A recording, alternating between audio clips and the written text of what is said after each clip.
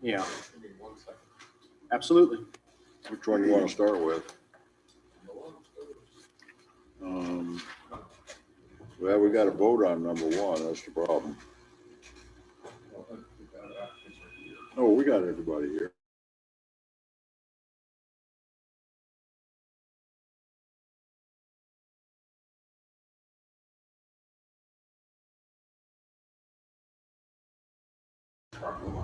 Huh.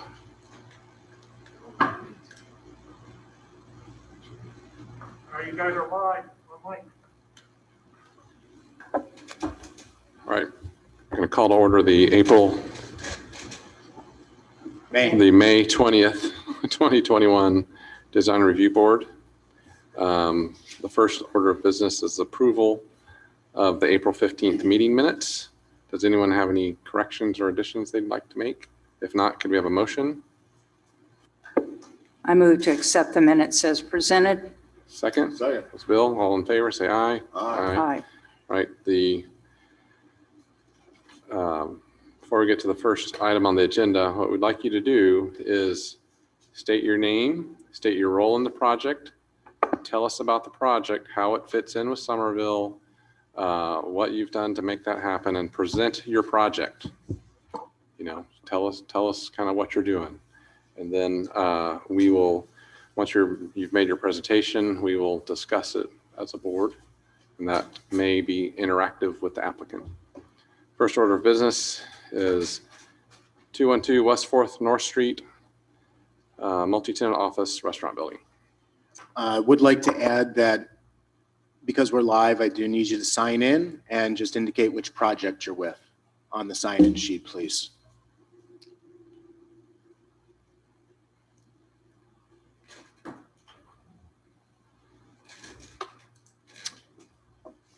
So first item under old business is a request for final approval of a proposed two-story, 11,200 square foot commercial building located at 212 West 4th North Street. This was last at the board in March of 2021, where it was tabled for further discussion.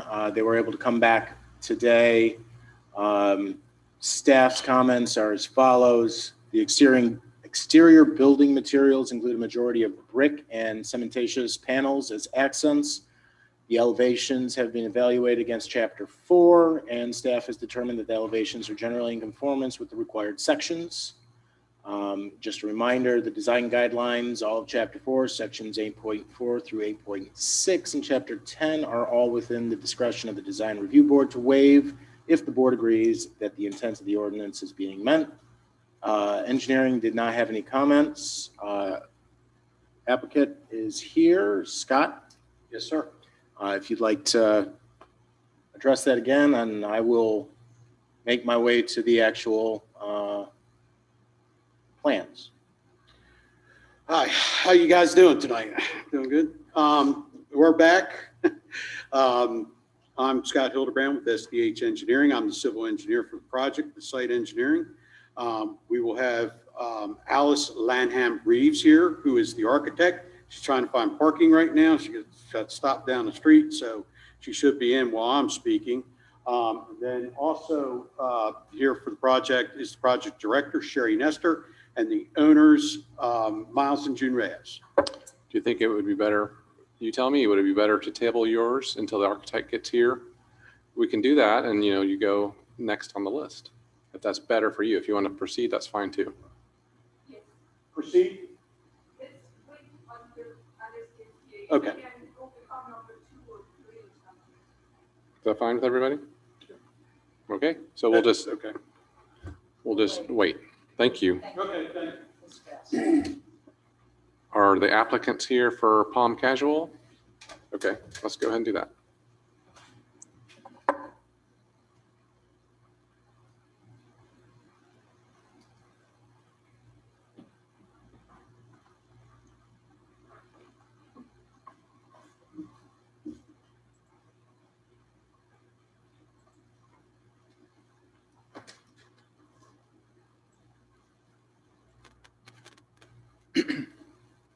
The second item under Old business is a request for final approval of a proposed 18,000 square foot retail building located between Holiday Drive and I-26. This was last in front of the board in April, where it received preliminary approval. Staff's comments are as follows. The applicant must provide an overlay, which they did provide via email. I was not able to amend the packet for you, but that has been submitted to staff. The building elevations have added brick to greater than 50% of the facade facing Holiday Drive and I-26, leaving the majority of the facades facing the parking lot and apartment complex being finished with the EFS. This does not meet the minimum design guidelines for wall finishes in section 4.5.2. That can be approved by the board if you choose to do so as an exception. The facade facing the existing apartments has been addressed per the recommendation of the board, utilizing EFS to provide plane differentiation and interest. The drive aisle does not have the 8-foot landscape screening required by section 8.5.2, and this should be located on both sides of the drive. There is no elevation provided of the dumpster enclosure, and renderings appear to show that it's a wood enclosure. Typically, we would ask that that dumpster enclosure be constructed materials to match the facade of the building. Tim, I'm going to recuse from this project because of a conflict.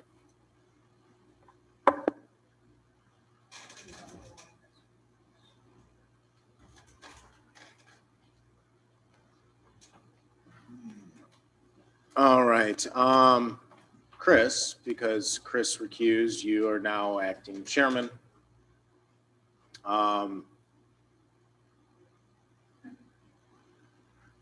This kind of hurts our quorum issue.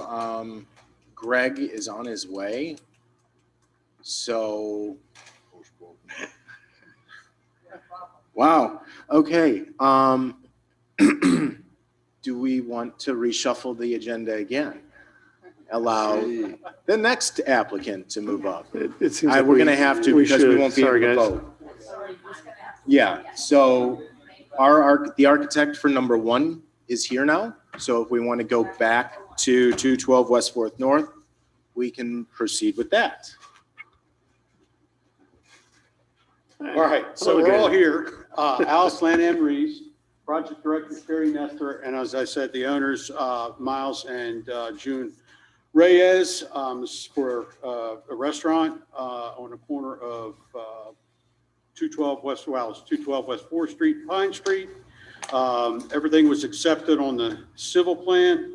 And I think the architect would like to speak about the changes to the architecture, which is why it was tabled from the last meeting. So without any ado, Mrs. Alice Lanham Reeves will discuss the architecture for the project.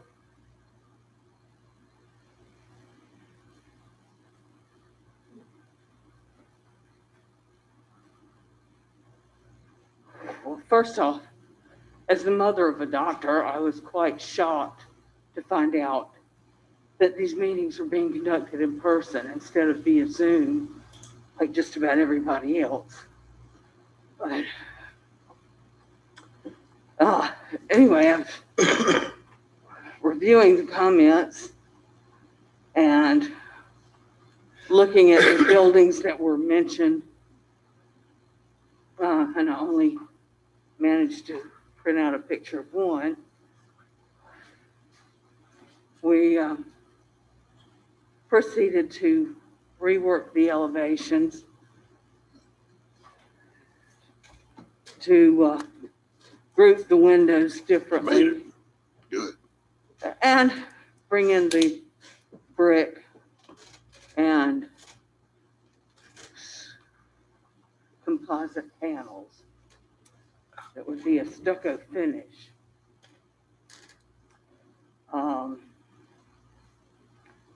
Not really sure quite what else to say about it,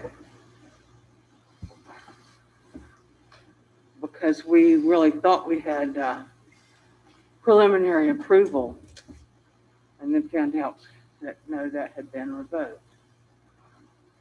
But we did look at, again, at the neighboring buildings, at the buildings that were mentioned as examples, and came back to try to tie everything together in a different way.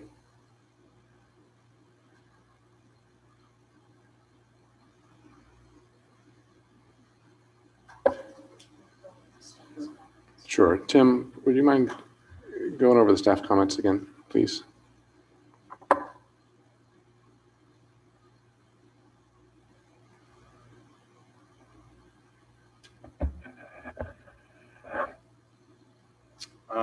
Yeah, no problem. The exterior building materials include a majority of brick and cementatious panels as accents. The elevations have been evaluated against Chapter 4, and staff has determined that the elevations are generally in conformance with the required sections.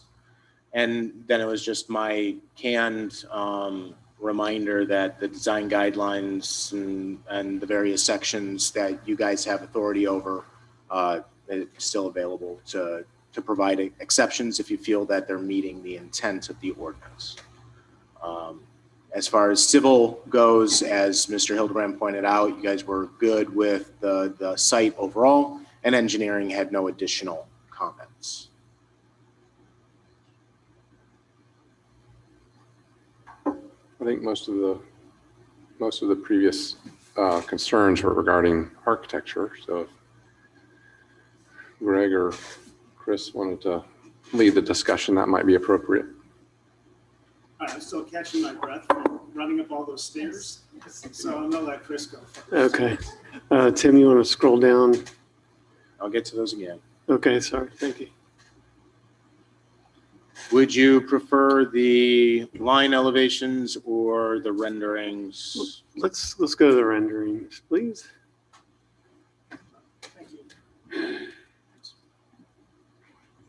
Coming from everywhere. Bottles Okay. everywhere. Well, I mean, first of all, I'd like to say that I see a noticeable good change on here, just with the, I know the massing's the same, but with the brick, the use of brick and the stucco, the little cross panels underneath the windows, are those hardy or stucco, or what would this be? They're the same material as the panels. Just, all of that material comes in different forms, panels, boards, etc. And that would just be built up out of Okay. the cementitious board. So, okay, so they're cementitious, and they're not going to be stuccoed over or anything like that? Well, I believe they come in a stucco finish. If they don't, they would be made to match Okay. the panels. All right. So the windows, the window proportions were kind of a thing last time, and they've greatly improved as well. Like the canopies look good. The cornice. So do you have a brick sample, or because the brick is kind of pink? Is the one that you were looking at about like that? I do have it downstairs in my office. I apologize. Okay. I can run down and get it if you'd like. What's it look like? It, Pink, red? that's- yeah, it's this light red with a little bit of the whitewash on it. Not white by any means. Give me 2 minutes. I can go down and be back. Yes, I think that'd be good. Yeah. absolutely. Hopefully you're in better shape than I am. And Oh, I guess. You could send Greg. I think it's 100% better than the first one. It's a huge, huge improvement. He's got a full No, it's off now. I thought Chris shut it off intentionally. Is it on? Yeah, should be. All right. It's much, much better. I like it. And I appreciate you going through the trouble of updating it. And I think it would fit in pretty well.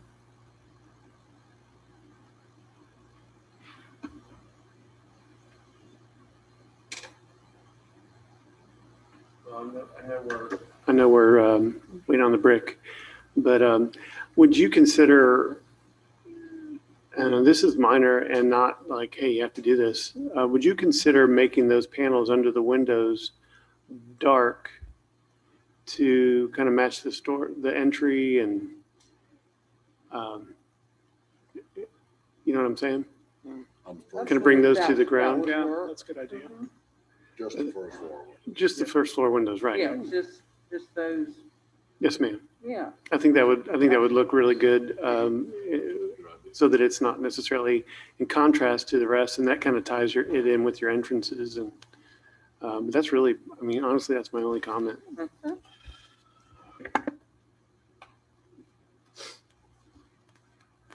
Is that it?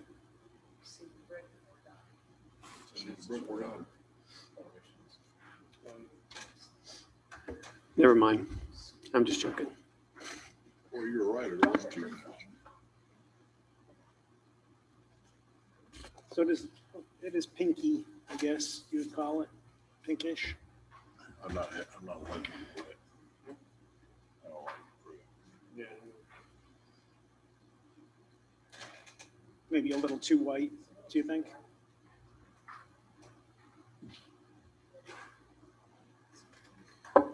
Tim, could you show the other elevations, please?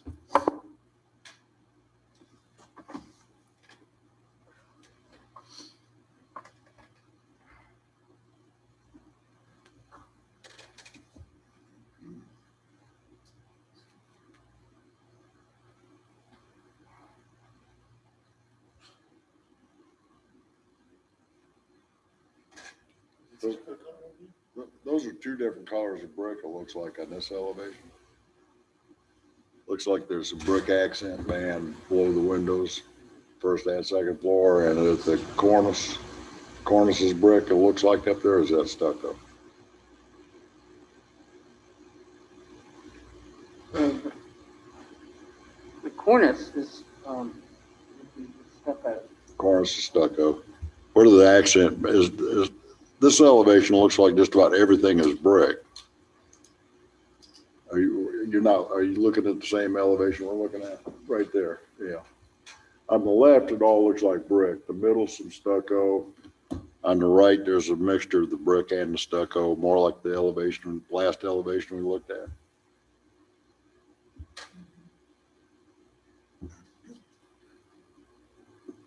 But on that left-hand side, the two windows that we're facing and the four going down the end wall, are those walls brick?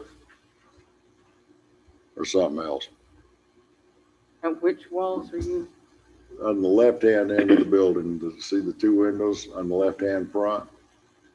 And then on the end wall, the four-window wall, what is that? What is the material I'm looking at there? So that's brick. It looks like brick, okay. Okay.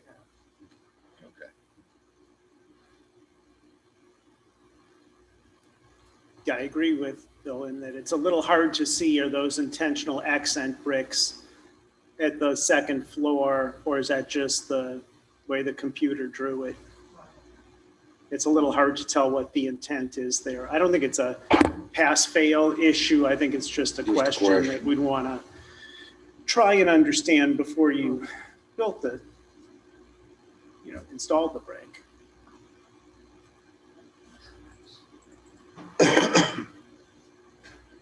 So you're going to run the brick vertically between the windows, it looks like, change the pattern. Looks like a soldier course there. It does, but it's not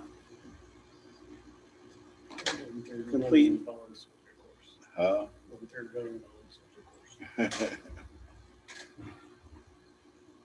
That's a brick cornice, correct? Yeah. Yeah. But I think what happened is, in the old days, we just throw a few bricks and we're too lazy to draw them all. But in the rendering, it looks like it's not continuous. Like if you go back to that color drawing. But from the drawing, I'm assuming that the intent is a continuous, I guess you call that a water table almost. Yeah. Then a string course, and then headers and cornice is all, looks like it's either soldier or sailor brick. With a cap. Yeah. Are those all in the same plane as the face brick? Yeah. Essentially, there is some protrusion. uh,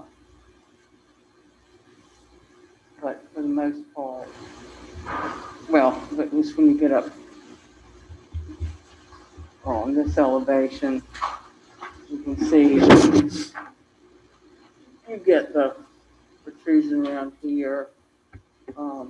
But for the most part, it's in the same plane. Okay.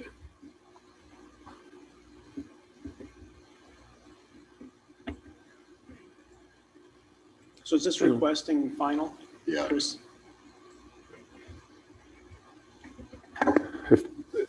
Before we close this up, could we look at the site plan, one of the site plans again?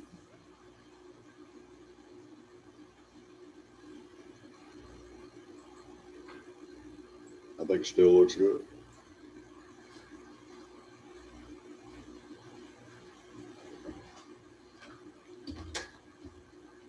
I'm still concerned with the impact to the 36, 38-inch live oak, whatever that is. Drove by there today and the tree is heavy on that side. So in my opinion, they're gonna, half that tree is gonna be gone to build this.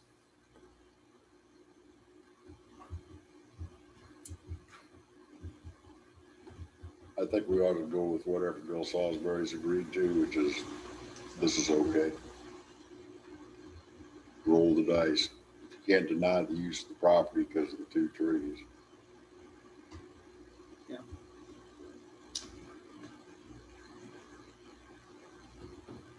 Any site comments or revisions you want to talk about? The only one was the sod that we discussed, and I did put a note, I believe on the site plan to sod, the sod what's left, whatever, we don't landscape.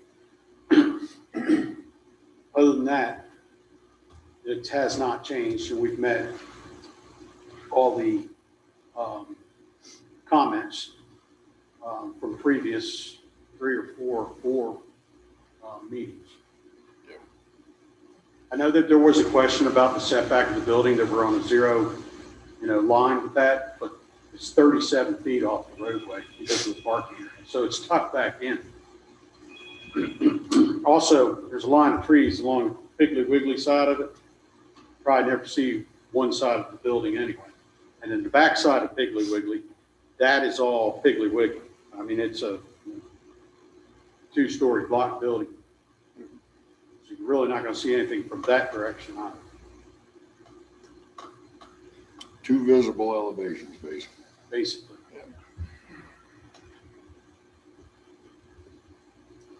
I think the only problem I got is the brick. I like everything about the building. I just don't like that kind of brick personally. And I mean, I don't know what everybody else thinks. Is the stucco color over there?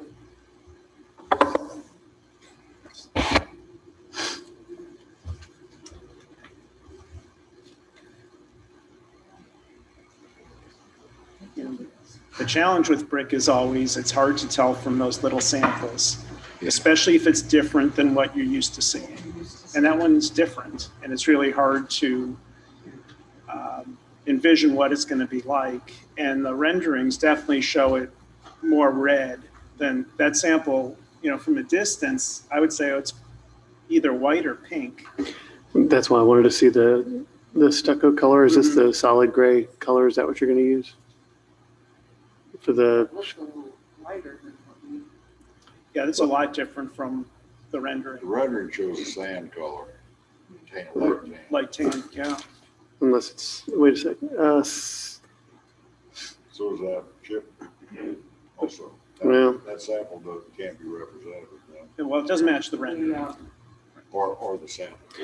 Yeah, I think where we're headed is that the rendering, the contrast between the brick and the stucco is a decent contrast, but in reality, with the brick that you have selected with the material colors here, I think it's all going to kind of blend together and it's just not going to look like what's represented in the rendering? I know there has been some problem getting samples of all the materials. And we've had some trouble with getting samples of some of the materials. In particular, the fiber cement panels. So we will go back and study that and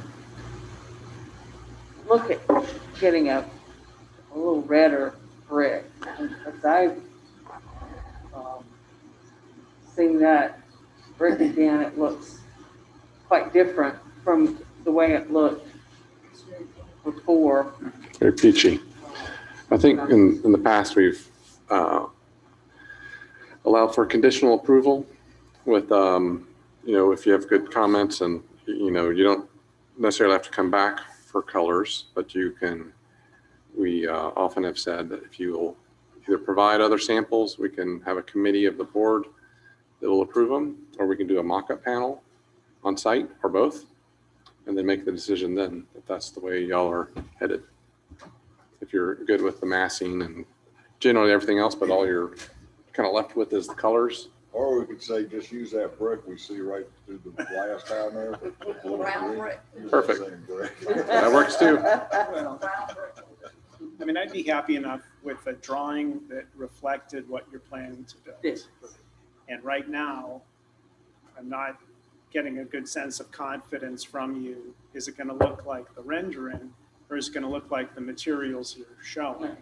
And I'm not saying I like one or the other, or dislike one or the other. I just don't like the fact they're so different. So different. And I'd like to have them kind of say, okay, those samples may not match, but it's going to look just like that rendering. Or you can say it's going to look just like those materials, but we need to know what your intent is. What is this thing going to look like when it's done?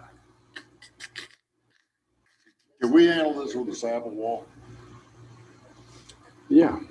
I think that would be the thing to do, is approve this project and then approve the sample wall. Yeah, and the sample wall you're talking about on site Yeah, during construction? yeah. That's I'm really a good way to look. Yeah, that way you can see it in the conditions that it's That's right. in, Yeah. the daylight, Yes. okay. All right. The sample of the brick that I had seen was more like that bottom left corner where it has a little more. Well, in this case, you'd be buying the actual brick to build a sample on the job site. And so it's, there's no doubt what the brick is. That's what, if you're buying a cube, buy a cube of brick, put it on a sample, use the rest on the building. That could include the windows or the stucco color. That would include the stucco color, true- the window color. It could be, yeah. You need So you about a 6 foot sample wall. Yep. And that sample wall should be on the drawings as well, should it? Well, going forward, I think we could talk about going forward what we want to do. But for this applicant, we can just kind of Yeah. pivot and say, this is what we want to do, but I think we should think longer term about having everybody do, if we're going to ask them to do it, we should ask everybody to do it. Agreed. It's just part of the process. Agreed. Well, we have in the past. Yeah. Certain projects.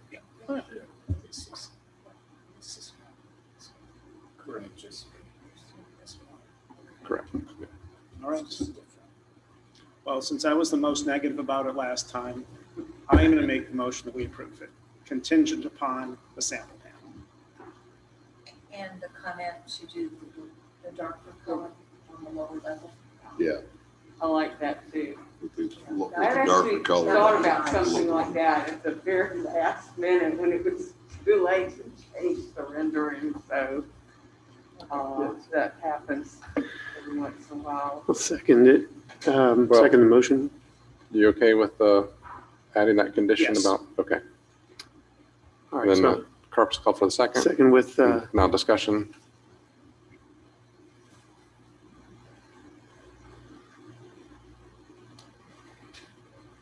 Carp's, do you have a discussion item? no, No? Okay. sorry, I didn't know you were talking to me. Any further discussion? Any questions before we vote? Any other information? Okay, I'll call for the vote. All in favor of the, it's basically conditional final approval? signify by saying aye or raising your hand. Aye. Any opposed? I'm opposed.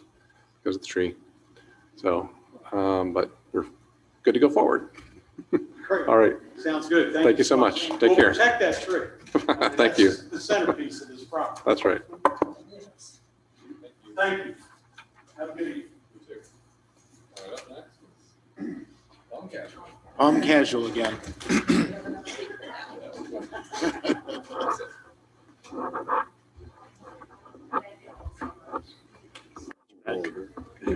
Take your gavel.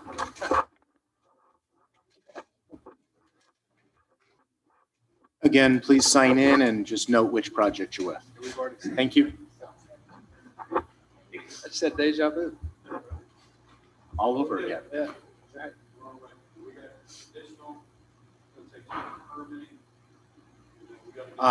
Did you want me to read the comments again? Yes, please. Okay.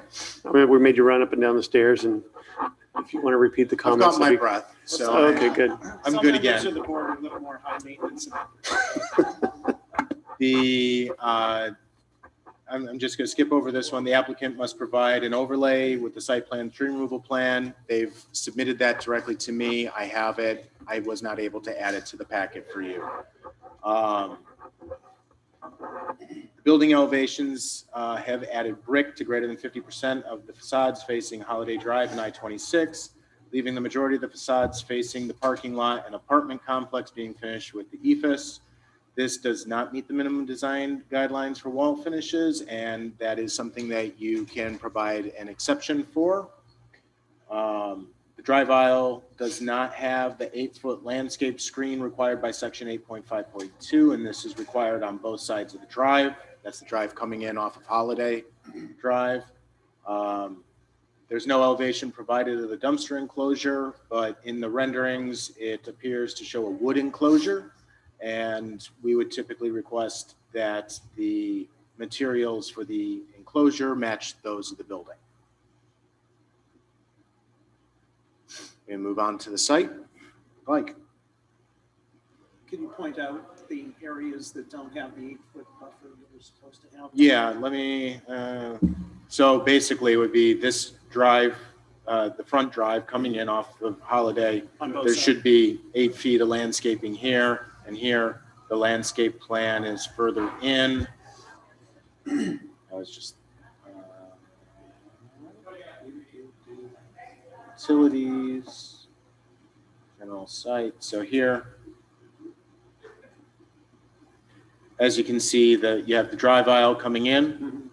There should be 8 feet of landscaping here and 8 feet landscaping here. Because of this retaining wall, and this being the top of retaining wall, I'm allowing this buffer edge here to be the landscape buffer for this edge along this parking here. They meet it along the Holiday Drive side as well. This is the only section where that's missing.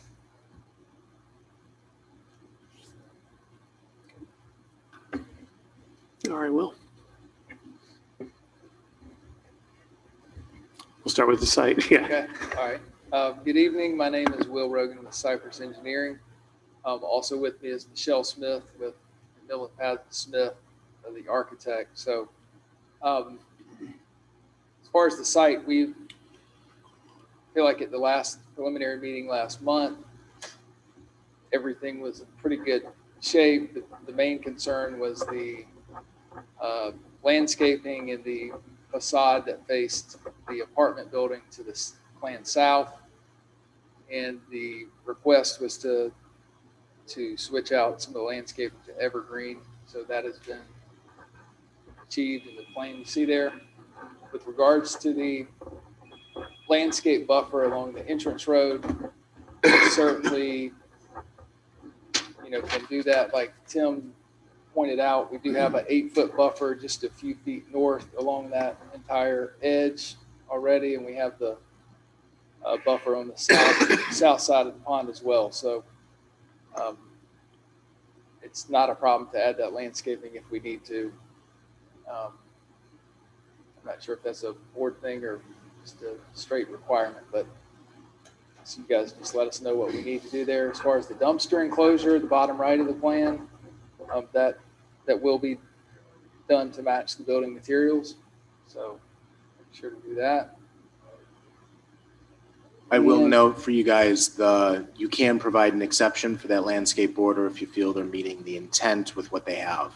It's within it's section 8.5 that requires that, and that's one of the sections you have But is the authority on. intent to screen the edge of the property, or is the intent to screen? The pavement, that's the intent of the ordinance, is to provide screening of those drive aisles and parking spaces, both from the public right-of-way as well as from other properties. So we do have the buffer, just to clarify, we've got the buffer on the south side, then along Holiday Drive, you can see along the pond, and then as well on the northern property, so. But you don't have to. That's too much. And as far as the tree removal plan, I do have a hard copy of that. I'll pass it around. Tim had mentioned that we had forwarded that, but it was just after we received the comments. So what you see in orange are the trees that are being removed. I'll pass this.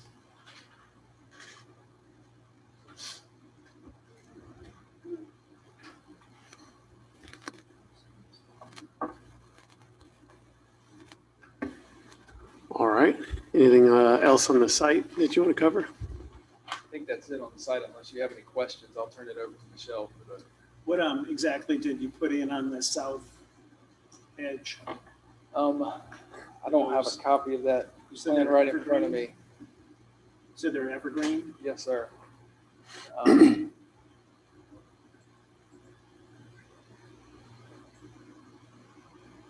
got some magnolias there. And the big circles are magnolia? Yeah, the MGs of magnolia. Yeah, 6 magnolia, got an oak Live oak on the. here at the corner, Mhm. and then M and ivy. Oh, come on.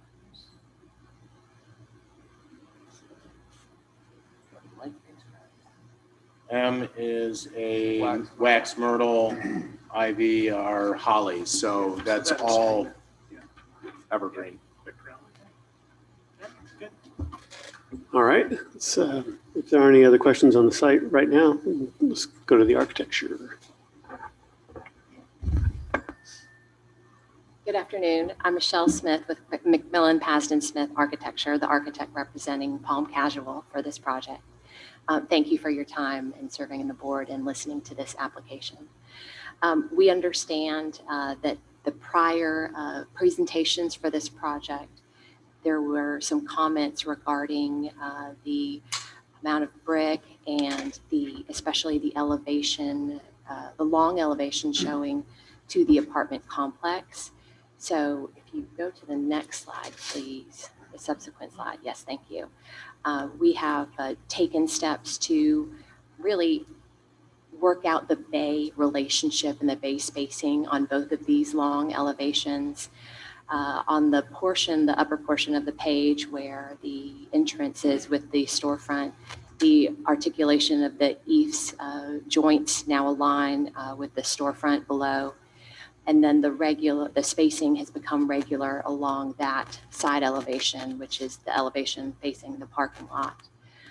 For the elevation on the lower portion of the page, on the property line facing the apartments, we have used eaves, a different accent color eaves to create this relief along the length of the elevation with regular bays and proportions that take its cue from the other proportions used on the other sides of the building.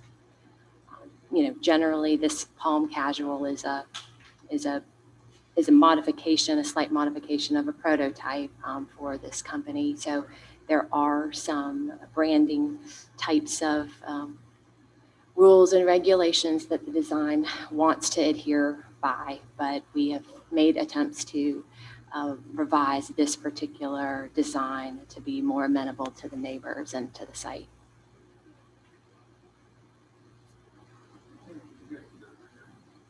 Yes, we do have some renderings. Thank you, Will. Those are the materials as well. And then the renderings follow. So you can see this is the view with the relief of those bays on the apartment side. And it's a significant, type of in and out there. You can see with the shadows in the rendering that depict that. And then the screening, will be slightly different than what you see in the rendering with the addition of the magnolia trees and the live oak trees marking the corners of the building. So it'll be a little bit more, a more dense evergreen than you see in the rendering. Is that right? Okay. So a view of the front facing the main approach street. Another view of the front.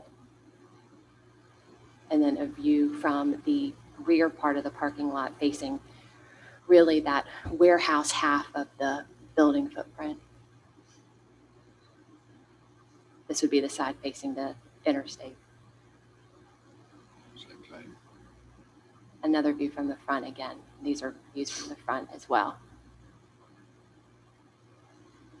And then this is another view of the rear showing the wood enclosure, which we can certainly revise to be more compatible with the building materials, likely brick, with brick piers.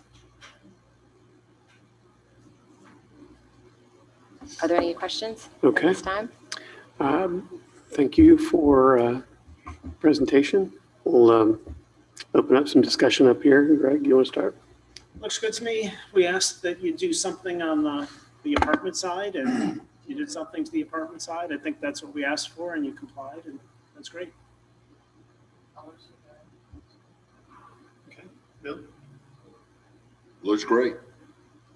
Looks good. Yeah, Yes, final. I would do away with the 8-foot border along the driveway and each side Thank you. because of everything else they've done. Let her roll. I would agree, Bill.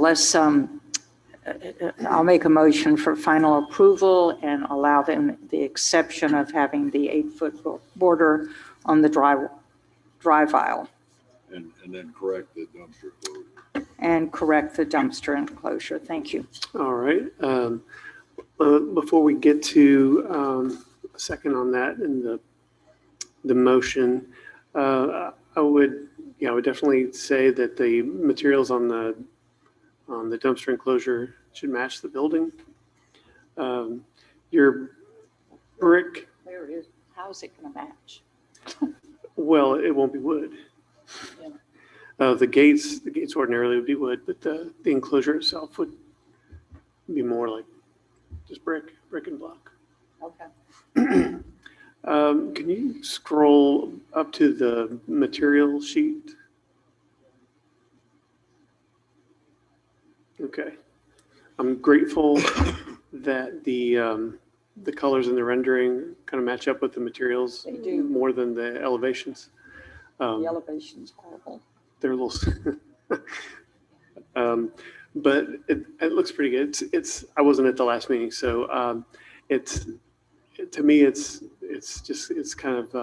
sort of big and blocky, but I don't have any additional comments. So would you repeat that motion? Who had the motion? Candy. You want the motion repeated?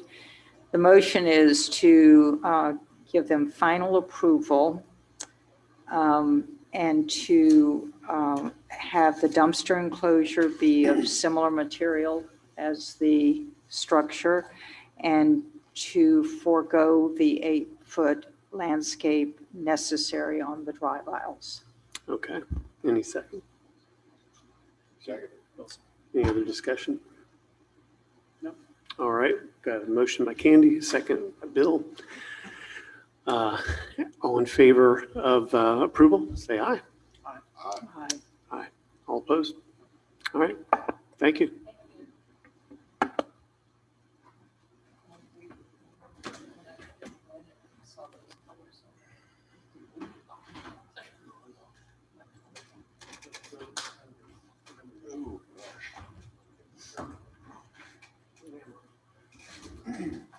Next applicant is 605 North Main Street. Just make sure you introduce yourself and state your role in the project, please.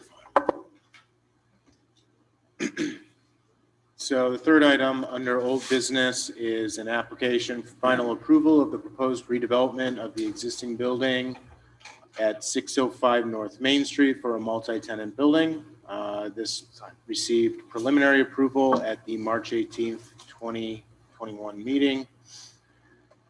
Staff comments are as follows. Tree removal permit will be required. A signage plan has not been submitted. The property is zoned UCMX. No, that's not. I thought it was DMX. No, I lied. It is UCMX. I apologize. I'm thinking too many projects. Any ground sign is limited to 6 feet tall and 36 square feet. One sign is permitted by right. Any additional sign will be required to get DRB approval. There is an 8-foot landscape screen required at the edge of all parking and drive aisles. Again, you guys have the authority to provide exceptions to those sections. And the exterior finishes include repainted existing metal panels, standing seam metal roof, steel wall panels, stucco and wood. The future phase will be required to come back to the board for approval, and parking is within the permitted amount. Engineering comment, a sidewalk connection from the building to the 6th Street and the 5th Street side should be included.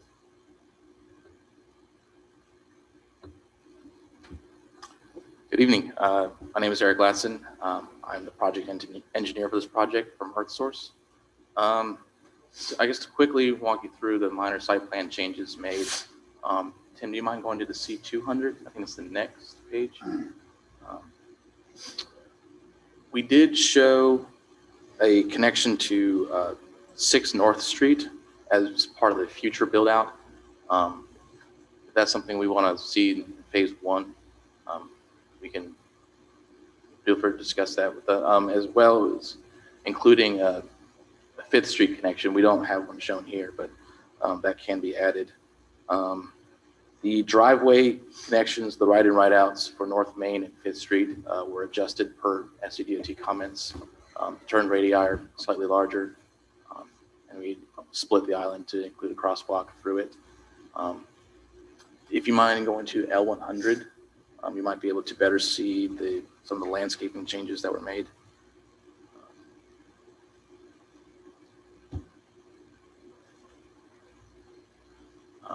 So the sidewalk on the left side, last time it was requested that be swapped in location with 3-foot strips. So now the sidewalk is touching the parking spaces and the landscape has been pushed up against the building. For the landscaping up front, I know it was requested that we put more hedges up front in front of the Half Moon tenant space. So we have added some more podocarpus at the sidewalk connection. It's not in the right of way. We kept it on our side of the parcel, but we did add some more hedges to refrain any pedestrian traffic into the right of way. That's about it for the site plan changes. Unless there's any questions, I can hand it over to Lassie to discuss architectural. Is that the only opportunities you had to add foundation planting along the building on the left-hand side? The foundation planting, it can be adjusted. We did just have these small strips.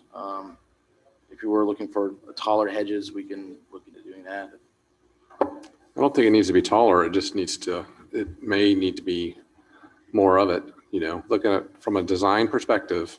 Is that enough planting to kind of break that awkward transition between the building and the sidewalk, the concrete, you know, the metal building come down and the concrete sidewalk? Is what you have enough to soften it? If it is, then it's okay. But if it's not, which I feel like from this perspective, it's not, like you'd consider adding more. So. Yeah, I mean, we can definitely add more. I mean, the spaces are. It doesn't have to be taller. Sorry, it doesn't have to be taller. It just fuller, more of it. Yeah. I mean, we can add more planting. Okay, thank you. I'm going to hand it over to Lossie now. If there's any other questions. Thank Chris, you. you're referring to that drawing or the one on the screen? The one on the screen. Okay, the one there looks much better if that's green stuff in front of the building. I'm sorry, are we referring to this? Yes. Yes. Yes. Yes. Yeah, we can, I understand, it's 3-foot strips and we do break them where the doors are, but we can definitely load it up with more planting in those smaller areas. I know it's not a continuous 3-foot That looks strip. more than that. Yeah, I'm looking at it on our screen, which is different from that. But if you're saying you can add more, then great. I mean, the It may just be the only clarity. difference here is, I think, the color rendering, but the number of plantings there is still the same. Chris, can you just say, leave a 5-foot gap of concrete for ADA accessibility at the door and everything else of that foundation plan? Perfect. That defines it. Perfect. Bill was saying leave opening at the door and the rest of the foundation should have, the rest of the building should have foundation planting. On that elevation. Yeah, sure. Go ahead. Lossie Knight, project architect. Just to follow up with trying to, I guess, clarify the landscape. Tim, do you mind going to the rendering? I know we had kind of a long submittal, but about 20 pages in, we have a bird's eye that really shows this area well. And I'm hoping that's going to kind of show us sort of 3D. We went back and adjusted the modeling per the landscape.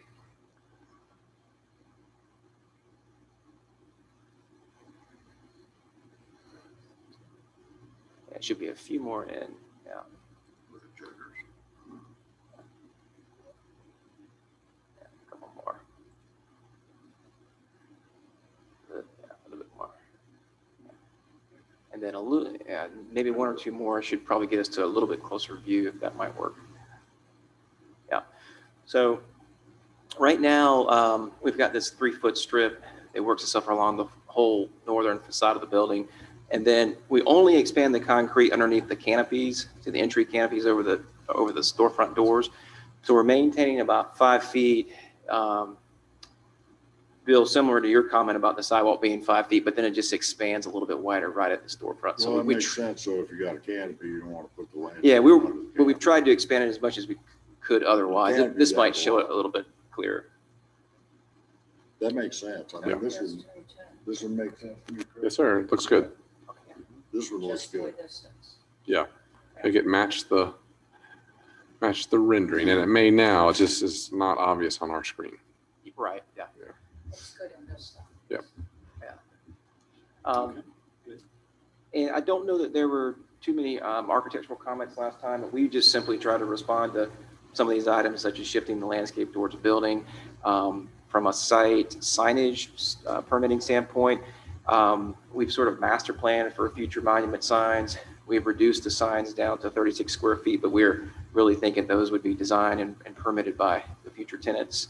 So we're showing one at our curb cut on Main Street and one on Highway 78. Now I think we added the site photometric plan. I believe that might have been it. Yeah, you guys were good on that. All within what's allowed.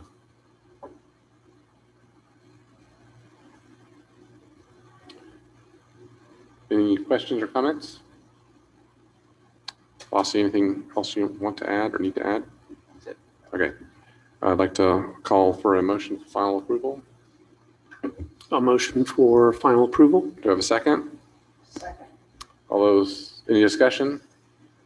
All those in favor, please say aye. Aye. Aye. Any opposed? All right, good deal. Thank you, sir. Thanks, guys. Thank you.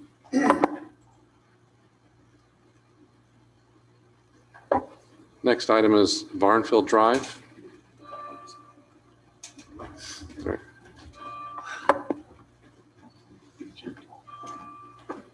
We're gonna make a pitch now. Yeah, okay, sure.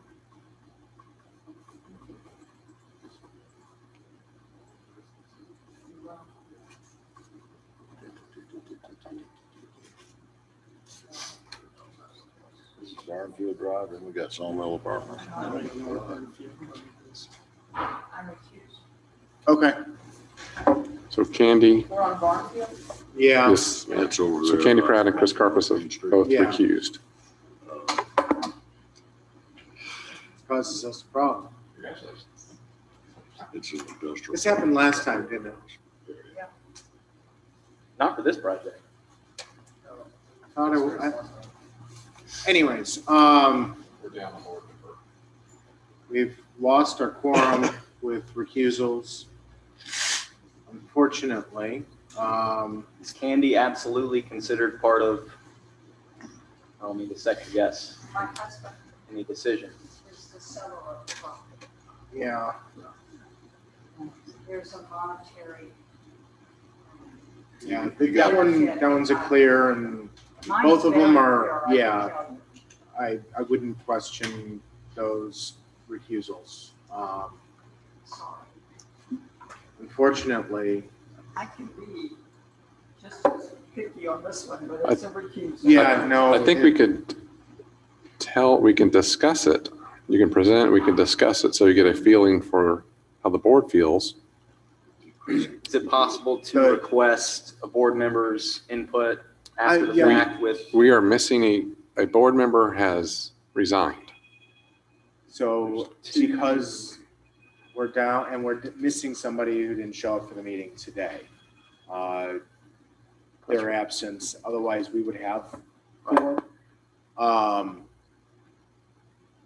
mean, we can discuss it, you can provide input, but at this time, there's no vote. Can we, moving, after we discuss it, can we have a special meeting that is a Zoom meeting? Sure, we can accommodate that. I mean, Well, you're asking for preliminary and final in the first meeting. So, Well, this is a little bit of a unique situation. We actually had final approval and we're back for some site changes and building. Approved one time before. yeah, this was approved in December of 2020. I know that there were some unforeseen circumstances that prevented that from moving forward. So they've come back with some changes to the site and Well, could staff layout. approve that? Couldn't staff just approve that rather than come back to the board for my? It's opinion? too much of a difference. It is. The buildings are significantly different. The actual site layout is different enough that it really does require board approval. Okay. So, yes, Chris, I think we could, if we can make sure that we have minimum 4 members available that can actually vote on it for a Zoom meeting. We just need to publish, get that agenda out 24 hours before the meeting. This way we're meeting that minimum requirement for open meetings, and we can see if we can maybe get everybody on a Zoom call to potentially address this. And if we're going to kind of move forward with a brief presentation here today, are the meetings recorded? Are they Yes, viewable by this this- board member after the fact? It has to be an official Has to be an meeting. official meeting setting. So Like, they can't Zoom in either. If we've taken away and rescinded although we have one board that's still operating on Zoom, so We could certainly do a brief Zoom meeting if there's any comments. I will confer, I will check with council and verify that that's possible. And if we can accommodate that and do a Zoom meeting, we'll do that. And try to get everybody on. Should take 15, 20 minutes. I think it would be worth, if I were to advise you, and if we're allowed, I think it'd be worth you presenting the project, because it could be a denial, So you may want to withdraw. You may want to rethink what you're doing, and may want to come back next month anyway.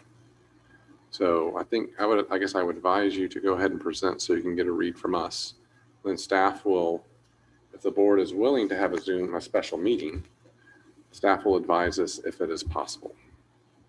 Okay, so however you would like to proceed.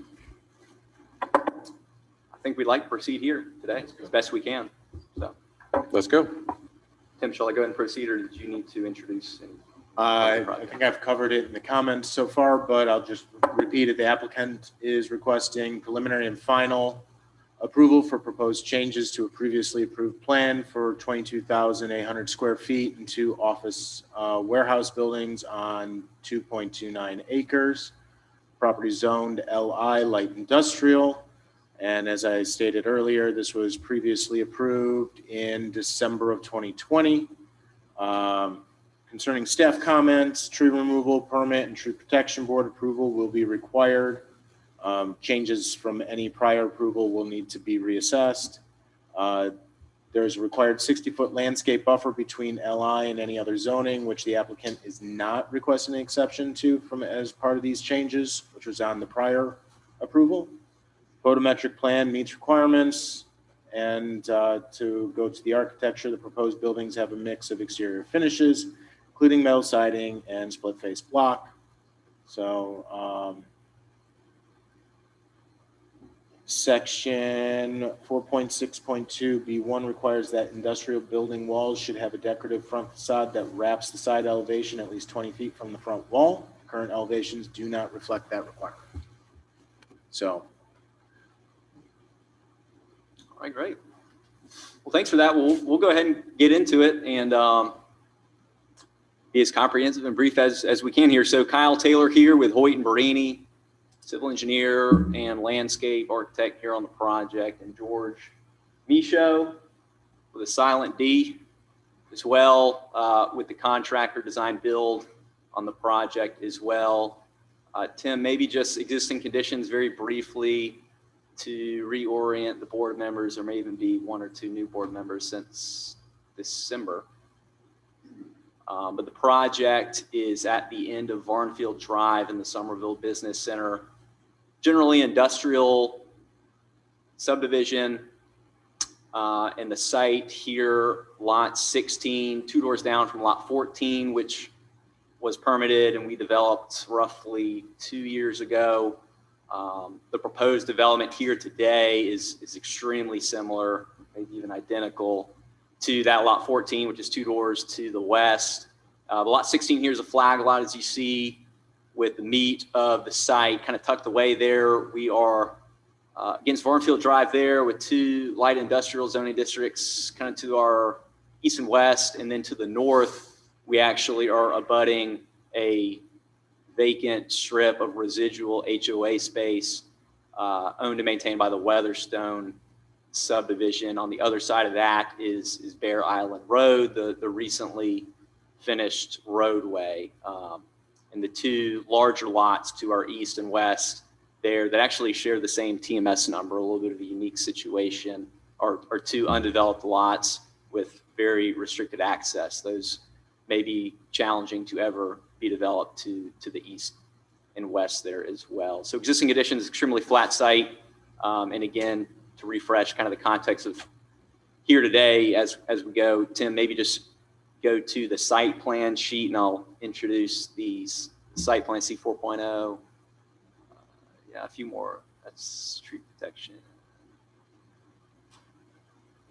So a little bit of context of kind of why we're presenting here today. The main reason is the significant and unforeseen increases in construction costs. We previously had 2 buildings, very similar total footprint that you see here on this plan, but the previous plan was more of an office on one building and the other building with a warehouse. The previous plan did not have a truck dock. The previous plan did have a laydown yard.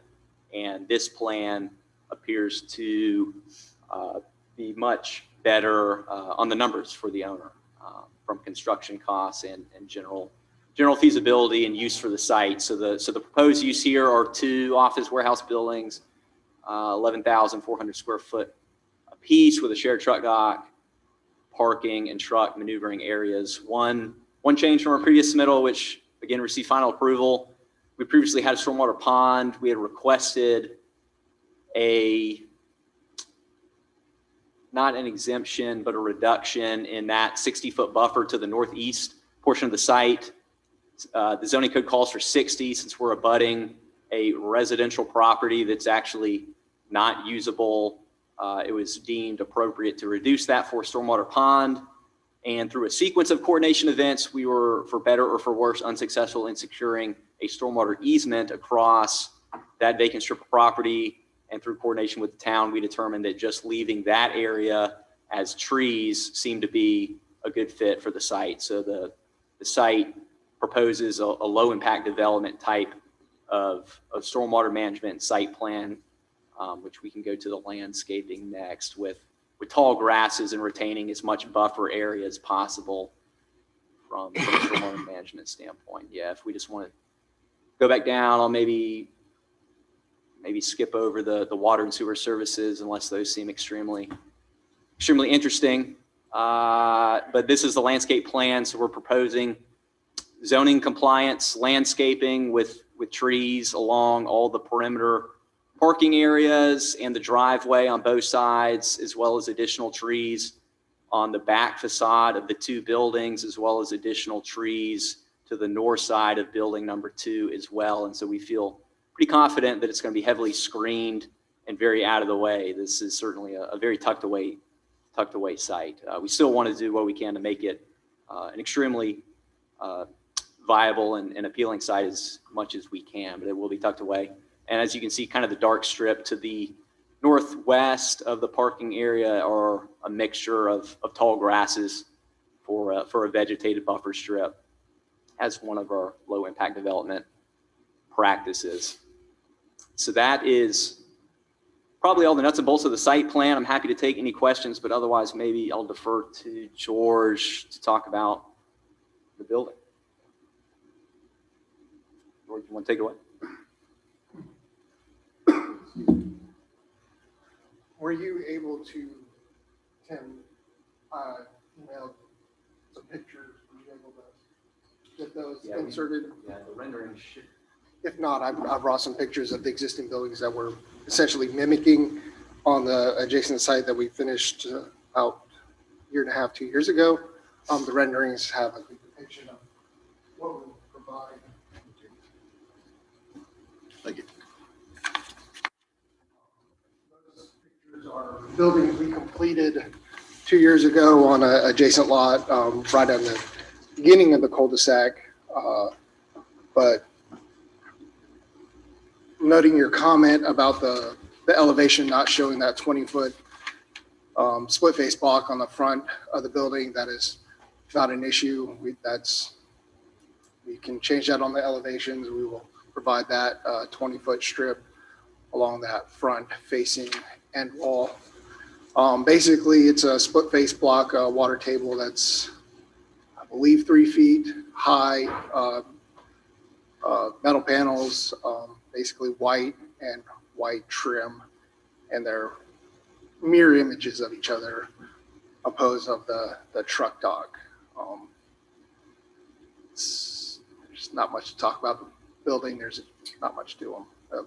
Y'all have any questions on the buildings themselves? The photographs, is a ridge on the front?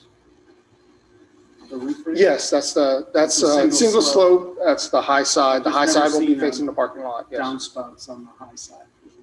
There's no downspout. We'll be sitting it to the rear. It looks nice. That's the existing building, I believe, that's unlocked.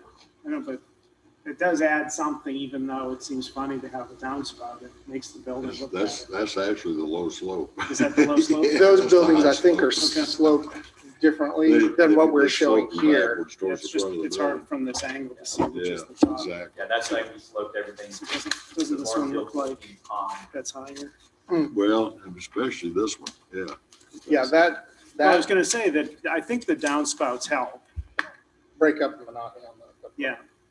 It gives some sort of, But pattern. it is a single slope building.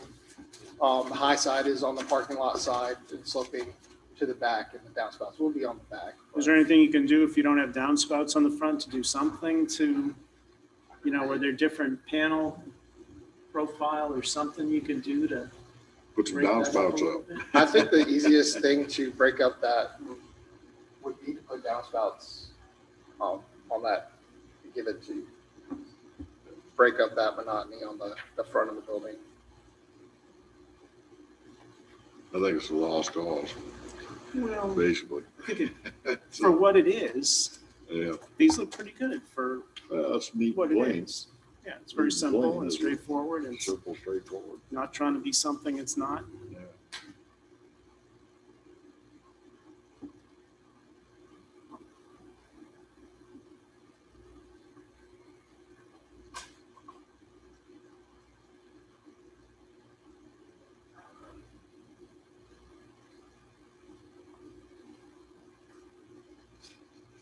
That's about it as far as buildings are concerned, right?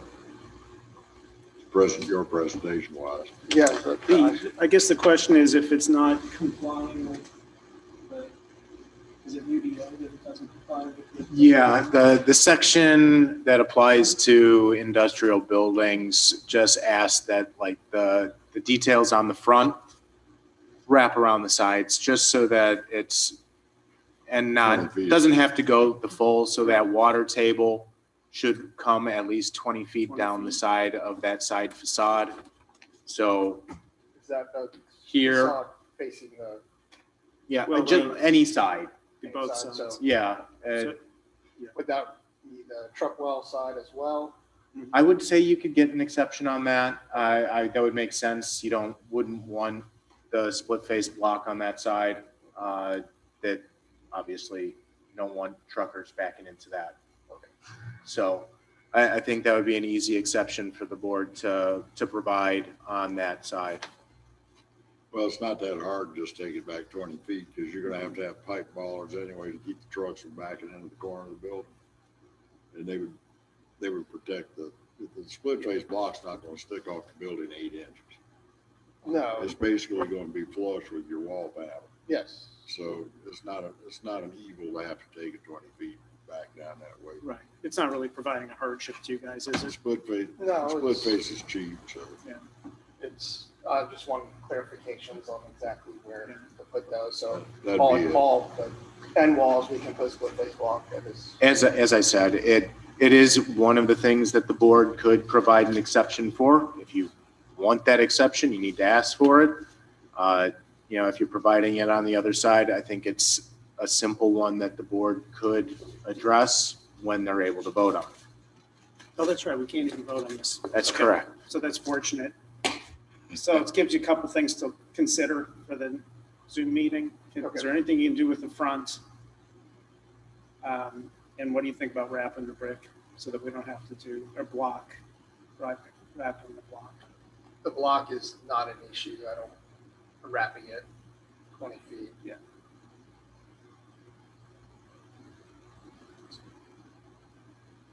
That's really about it. We're not, Okay. we can't vote, can't do anything else.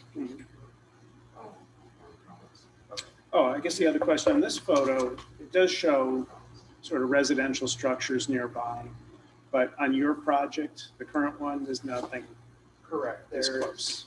that one is, which we have, I don't think it shows on the site plan, but it's further down on the cul-de-sac, and that one runs all the way to the Weatherstone property, which we'll back up to is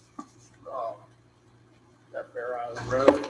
And so the nearest house is 300 feet away. from Yes, our- and to address that directly, the UDO was adopted while they were in process of getting that one approved. So that 60-foot buffer didn't apply to the Farmfield 14.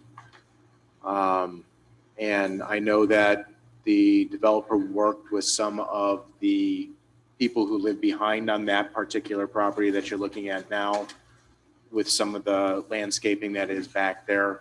I know some of them, some of the residents were upset. But I think they've been adequately addressed. One little minor thing, I think if you did have since you have a drone capabilities, if you had either the drone and you're out there, take a picture of this site, just like you did here. And if you had an aerial, if you put the property line on it, I'm not saying you have to do this, but that would really make your case a lot easier. for you, you know, because you can show us exactly what you're doing and it's 60 feet or 300 feet or whatever it was. Something to think about, but not a requirement. All right, so we don't need to vote. Do you have any other questions or comments? Yeah, I mean, I would just say, I know we're all trying to do the best we can, so time is of the essence, and we just appreciate whatever you guys can do to help us get a Zoom meeting and whatever we need to do. Thank you very much.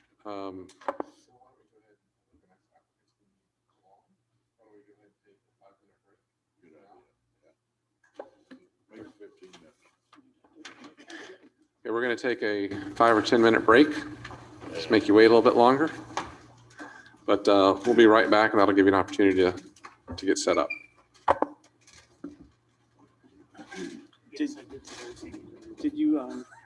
Did you recuse yourself because you designed that building? I recuse myself for a number of reasons.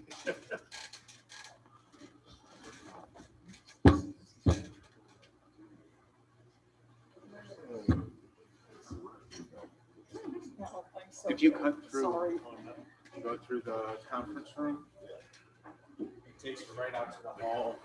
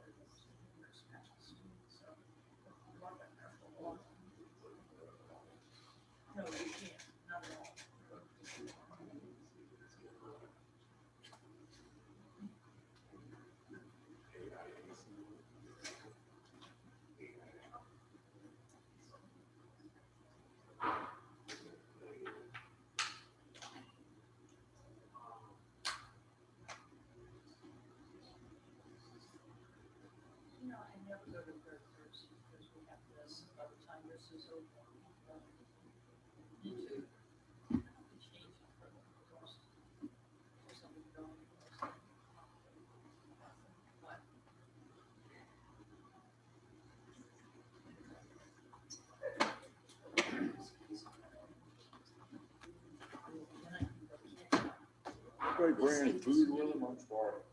Yeah, it doesn't do any good though, not the goods.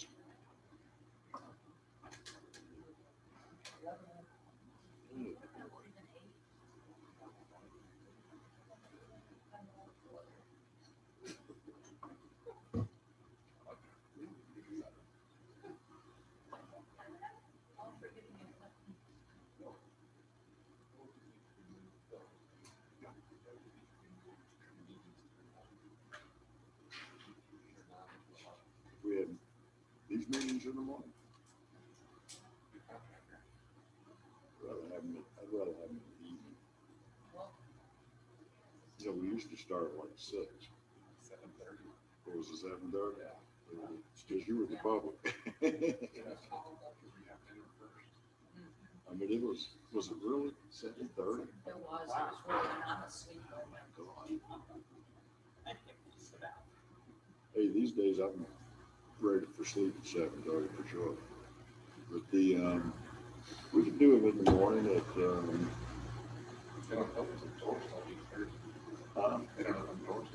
oh, here. I don't know what advantage there would be to it, though. What do you think the advantage? All sorts. Huh? All sorts of advantages. Well, it doesn't break my day up the way it is now, leaving it, coming up here at 3:30. Yeah. I've already updated my Facebook webpage. Was that nice? Whatever changes I gotta make. You're gonna be busy? Yep. All right, next applicant is Sawmill Apartments. Under old business, they're asking for final approval. I am going to recuse from this meeting. All right. Who'll be presenting this? State your name and. Good evening, I'm Milton Thomas, for those of you that don't know me. Owner of our project here at Sawmill at Burlington G. Myers in 78. So my team and I are here tonight to present you, hopefully to get final approval. We've taken all your comments, I think, into account. So Seaman Whitesides is here from the civil landscape architecture standpoint. Unless y'all have specific questions to that, because I don't think we had anything last time, but we're going to start off with architecture. If you've got civil landscape questions, then we're happy to address those as well. So I'll turn it over to Glenn. So there weren't any changes to the civil or landscape? Okay.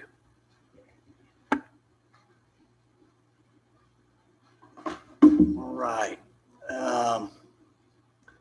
Back in March, we were here for preliminary approval.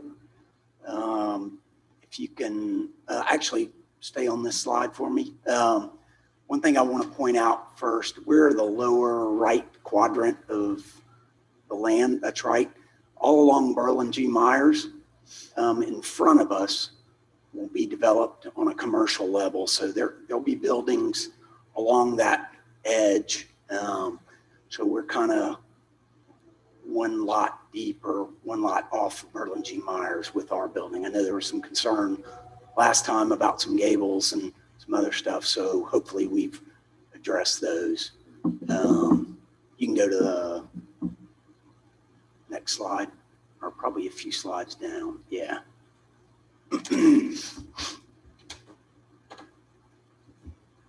This, or you want to? You keep going. All right. Just tell me when to stop. Yep.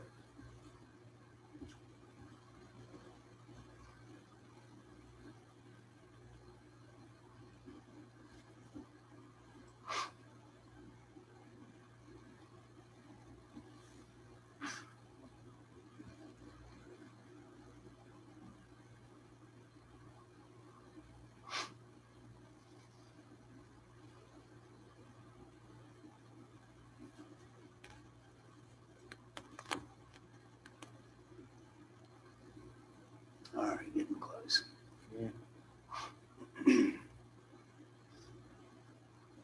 Okay, if y'all remember, we use these kind of buildings as sort of examples for our buildings. Signage on the building is one, different use of brick and metal panel, simple kind of clean roof lines, and heavy timber. Next slide. The top three buildings are, just to orient you again, are 4 stories. The lower left 2 are 3 stories. And Burlington G. Myers is off the page left. So the comments from our March meeting was the color palette was appeared too dark. So what we've done is we've lightened it up across the board.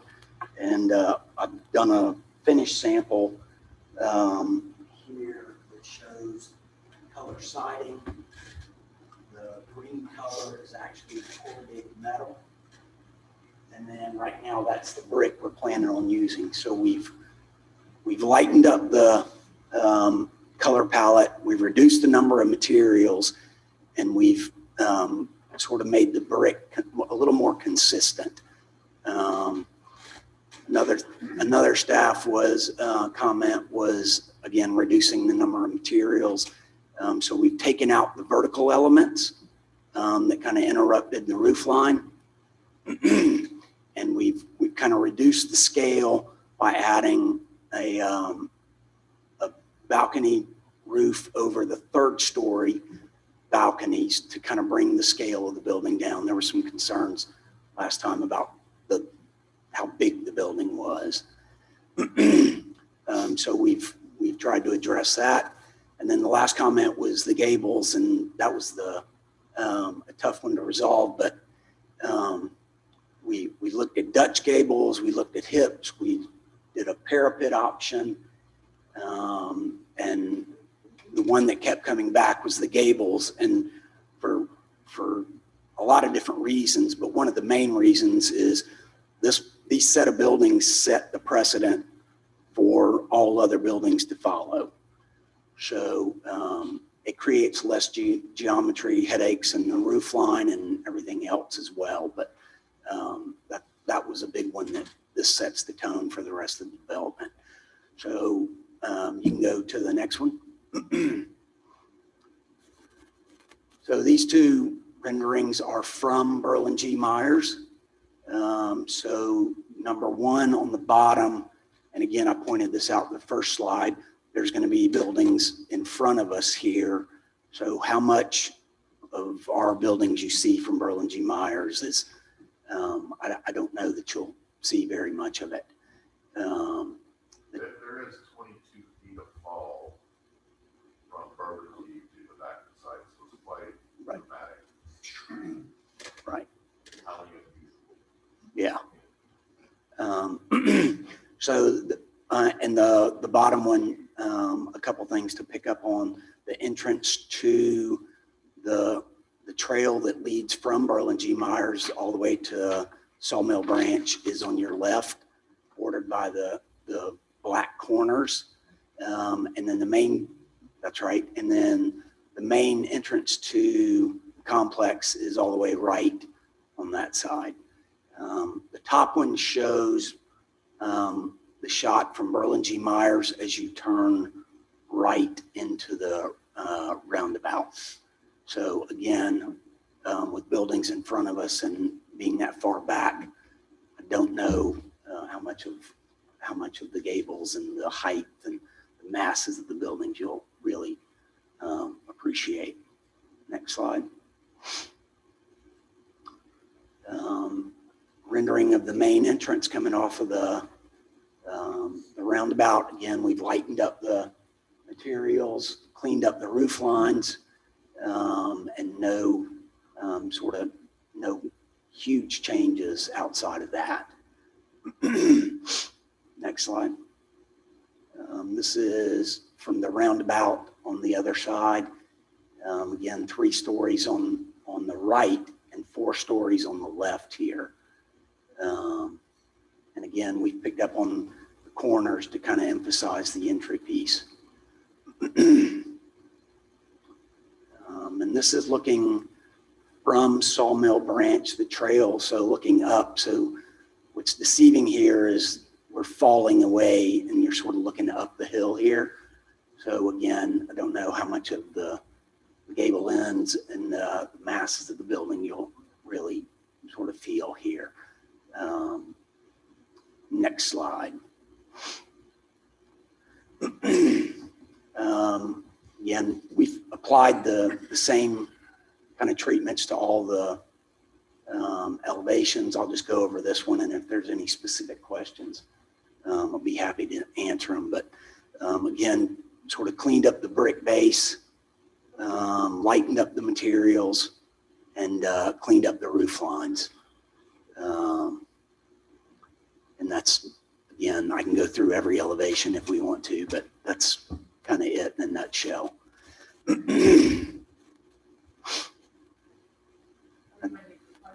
I am.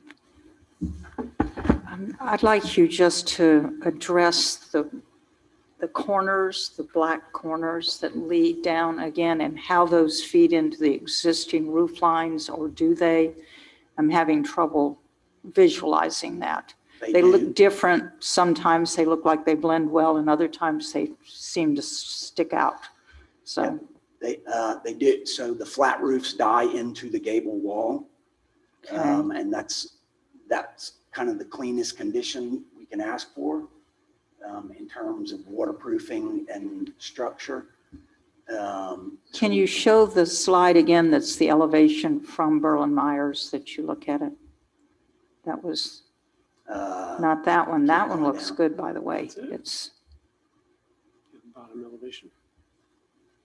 I like that sawmill sign. I think that. Yeah, that's great. I think that was it. Right there. Right there at the bottom. The bottom elevation. Those are a little different. They're kind of capped. They don't go into the roof line. Is that correct? See how they've got a flat? Yeah, you're talking about the corner pieces. The corner pieces. That's right. Those, yes. And again, we just did that to emphasize the entrance to the trail. So it's basically a flat roof and then another flat roof. And so is the one to the far right, does that have that same flat roof? It's hard for me to tell on the rendering. The one on the far right is a parapet. We've capped the the 3-story ones just to give them a little more scale. Okay. Thank you. Any other questions? Greg? That was good. I think you addressed everything we asked you to address last time, which I greatly appreciate. And Candy, I think you were the one who mentioned the darkness last time. I like the colors much better. So the colors are better? Much better. I like keeping the dark in just a few locations, just for that accent to make it all more interesting. But it looks like a very nice project. And thank you. I think it's going to be great for that part of town. Oh. Although make it more difficult to maybe drive. We already have get on the traffic. interstate sometimes. Yeah, we don't get to talk about that. You know, I think providing nice housing for people in Somerville, especially with the growing sort of affluence of that area in general, I think is really going to be a nice addition to Somerville. Thank you. Bill? Looks fine. I agree. So any other discussion? Anyone want to make a motion? You're asking for final approval, right? Yes, sir. Okay. Make a motion, final approval. Motion on the floor. Bill, final approval. A second? Candy seconds. Any other discussion? All right. All in favor of the motion, say aye. Aye. Aye. All opposed? Motion carried. Congrats. Thank you. It looks great. It's going to be nice to have something happen on that land finally. It's been a long time. Well, that area has always been kind of, you know, there's not an anchor. There's a lot of little things, but there's nothing The like anchors wouldn't go there. this would be. They thought, we did the brickyard across the street. We had Publix, we had Milo. I forget, there was another one too. But they all backed out. So I told Hank, the guy that owns all just build a goddamn superstore. Seed project, which is what we did. Which is what Buffalo Wild Wings. All righty, 1660 Old Trolley Road. Building was finished, man, Simon's bought land next door too. Maybe Federal or really even bought land next door, but no anchor. Tim, if you could just Yep. get us rolling. Excuse me, the first item under new business is an application for conceptual review of a proposed fitness center building and trellises to be added to the building entrances. Property zoned MFR, which is multifamily residential, and is located 1660 Old Charlie Road, the Somerville Station Apartments.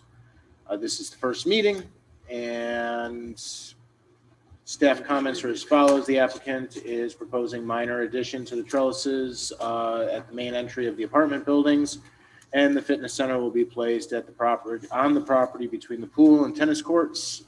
It's a small 25 by 40 foot building. Is proposed to have hardy panel lap siding and architectural shingles. Pretty straightforward, truthfully. I can turn it over to the architect, and he can go through. Just tell me what you want to see. Leaving it that slide, please. I'm David Shook with Shook Associates, and we have a pretty simple project here. This is an apartment complex on Old Trolley Road, built in the early 1980s. And the owners want to improve the amenity center by adding a fitness center and improving the entrance to the apartment building. So we can go to the next slide. Right. The amenity center is on the top left photograph. The building there is where the offices and toilets and other apartment complex offices are.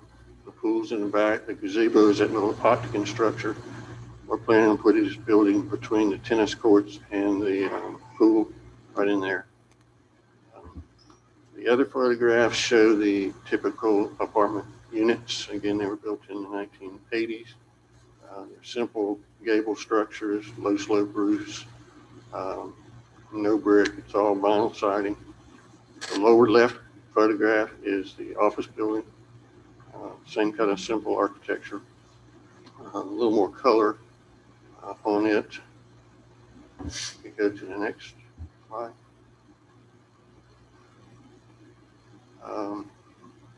Simple structure, 40 by 25, one open space, windows look out of the pool.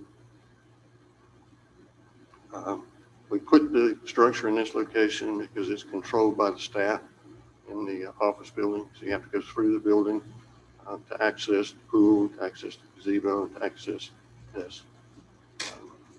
We'll go to the next slide.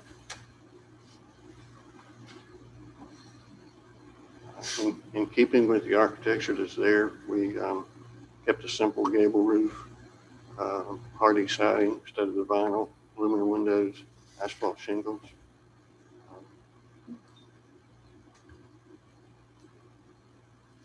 The second project is they wanted to dress up the entrances. Each one of these buildings, there's 8 units on each side with a central exit or an entrance with stairs. The top slide is of a similar project, not of this particular project, but when we tried to do a rendering, it got kind of confusing, so we thought this probably conveyed the concept a little bit better than the rendering did. Ours will be similar to this, a bit smaller, freestanding columns away from the building, but will anchor back to the building. And that's pretty much it. Pretty simple project.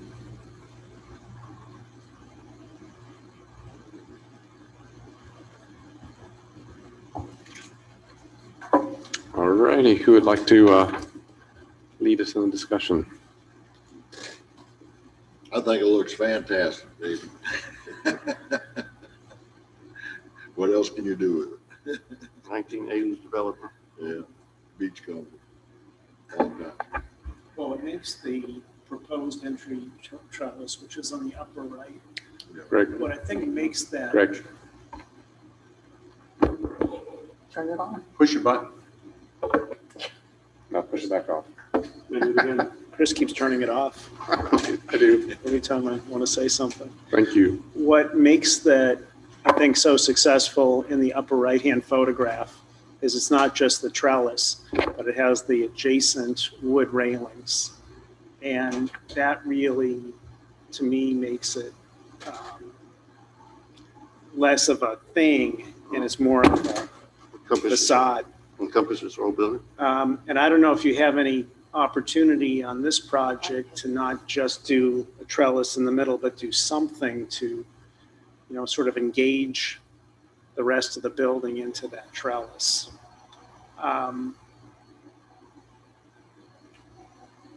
But, I know money's money and you can't afford everything, but that, to me, that makes that example really very successful. And was the new building shown on the site plan? I had the site plan in there, but it got skipped over. To the left is the tennis courts, to the right is the pool, gazebo is the structure right there, and the office is upper right. So the fitness center the windows overlook the pool? Correct. Is that the idea?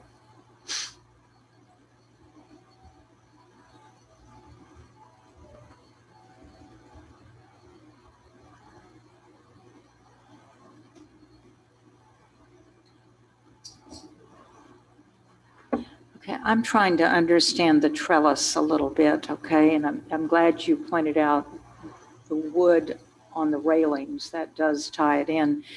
So you're going to do this on every apartment building, okay? Some buildings have a single entrance. How many buildings do you remember? No, I don't. I think there's about 20 of these. Okay. So that trellis design would be where the orange is, Correct. and they're a little different in size or not? Right. Yeah. This Okay. project are a little narrower, but like I said, when we tried a rendering, it got very confusing. So Gotcha. this seemed to convey the concept a little better. Do you think you paint over that orange with the trellis? Yes, I'd like to paint over the orange. Well, I mean, I'm not an architect, but I feel like the trellis is squatty looking, and that's what's bothering me. I almost think it'd be better if it had some height to it, but I don't know how you do that. I think it, 12 feet high? well, Probably but not look, 12. look but it doesn't encompass the whole building. It just encompasses the first floor. I mean, that bothers me, but maybe it doesn't architecturally, but What if? I don't like the look. Okay. What if you incorporate some of that material, the wood, in place of where the orange is, and that would actually kind of just create something a little bit more three-dimensional and integral to the building? Then it won't necessarily look squatty. It'll just be connected. It'll achieve kind of the same thing that Greg, I think, was talking about with the railings. It just ties it in a little bit better. That would help. Otherwise, it's going to be right in front of the railing if he makes it any taller, which doesn't really work. Mm-hmm. But if you incorporate something with that short wall at the second floor landing there, I think that would help to kind of connect it and tie it together. Rather than it being an open railing that it's closed in. I think so too. Just with material or color or something, just to kind of pull it together a little bit. Just as a comment on the example we showed, my feeling was that trellis was too flat, and then it really should be more of a sloped trellis.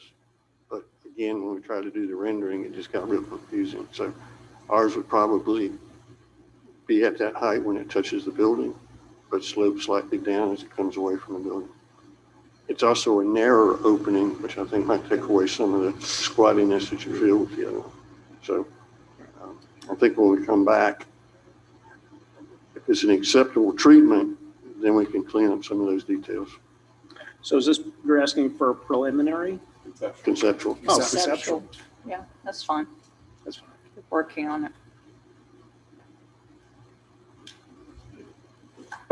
Any other comments? Any questions or anything? All right, no vote. So thank you so much. Thank you. Take care. Thank you. Next order of business is 601 North Main Street. Proposed addition of a standalone 8x14 walk-in prefabricated bun freezer in the front yard. The applicant has requested to be held until the June meeting. Okay. Next would be Lifestyle Communities. No, what, I recuse myself. Do I have to go, can I sit there or do I have to like completely leave? Oh, you have to disappear and hide. You gotta hide. Go hang Right. in the executive conference room. Executive bar. Yeah, you can see behind the curtain now, Greg. Greg, yeah, Greg Soika. It's conceptual. Yeah, Greg Soika and I are recusing. It's conceptual. We've already seen this, haven't we? Nope. Oh, this is the Salisbury's land. All right. Do you want to start, Tim? Yeah, give me 1 second. Okay.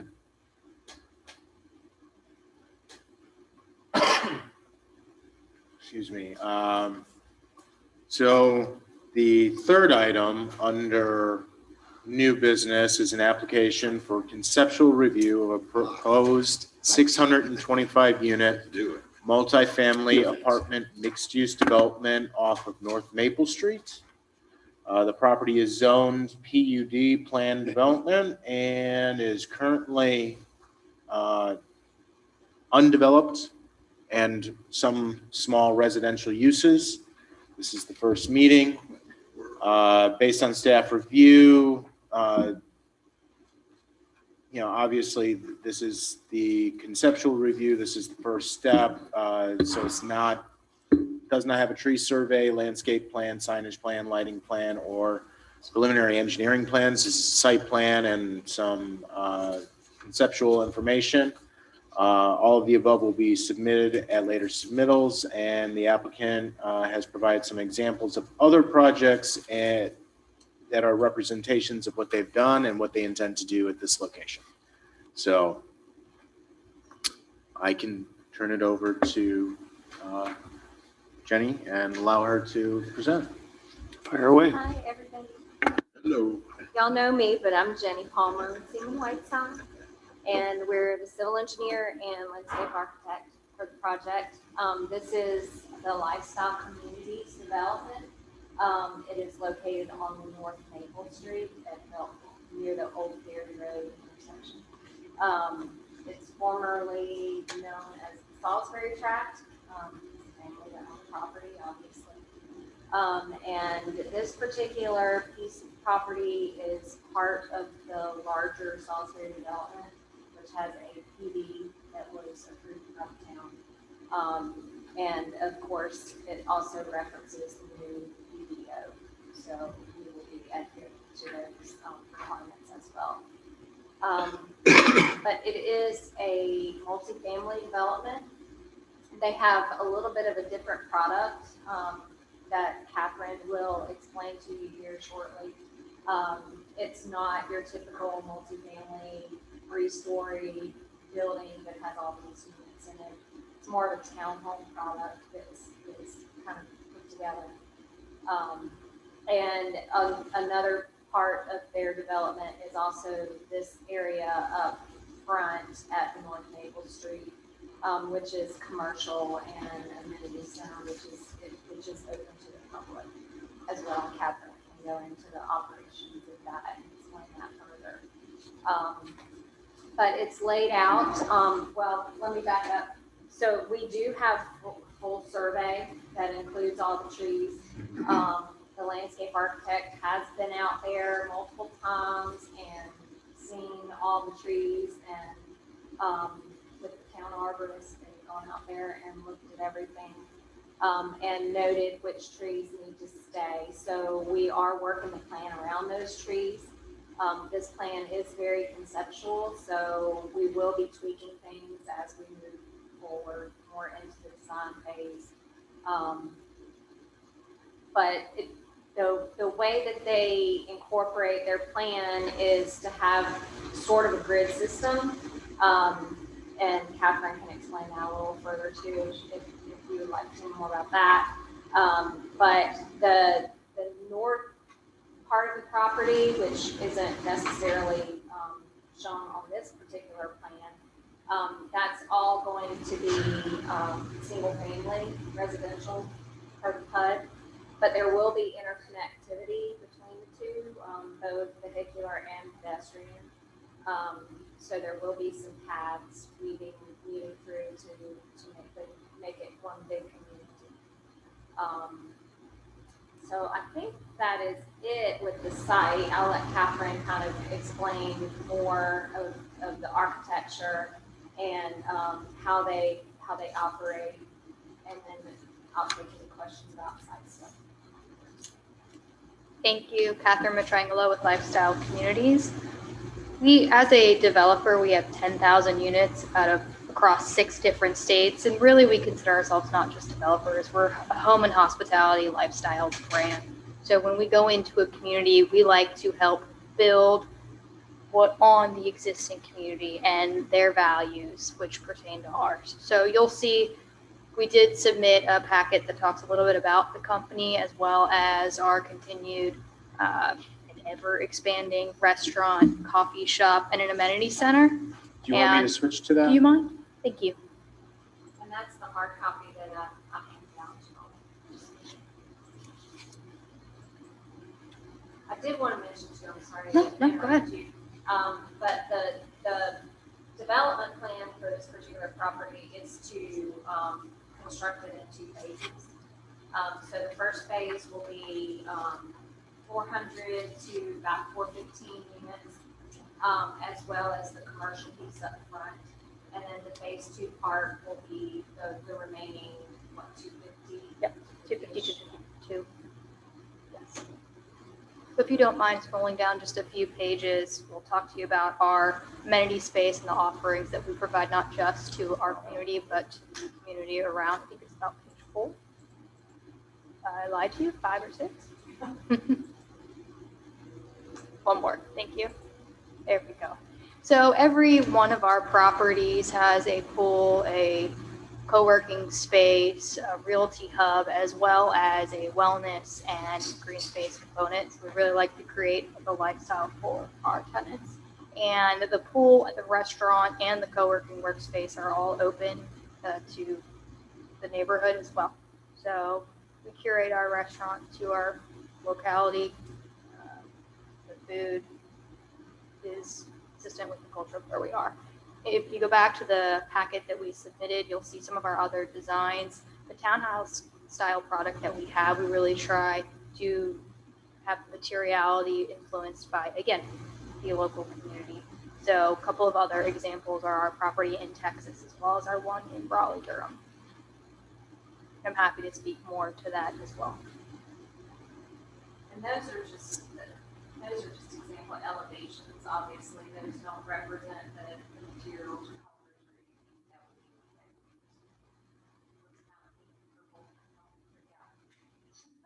I personally really love brick, but that's what's going to happen, so we'll do what we can. So these are all siding. I'm sorry to interrupt. These are all just like hardy plank siding then? What is the material?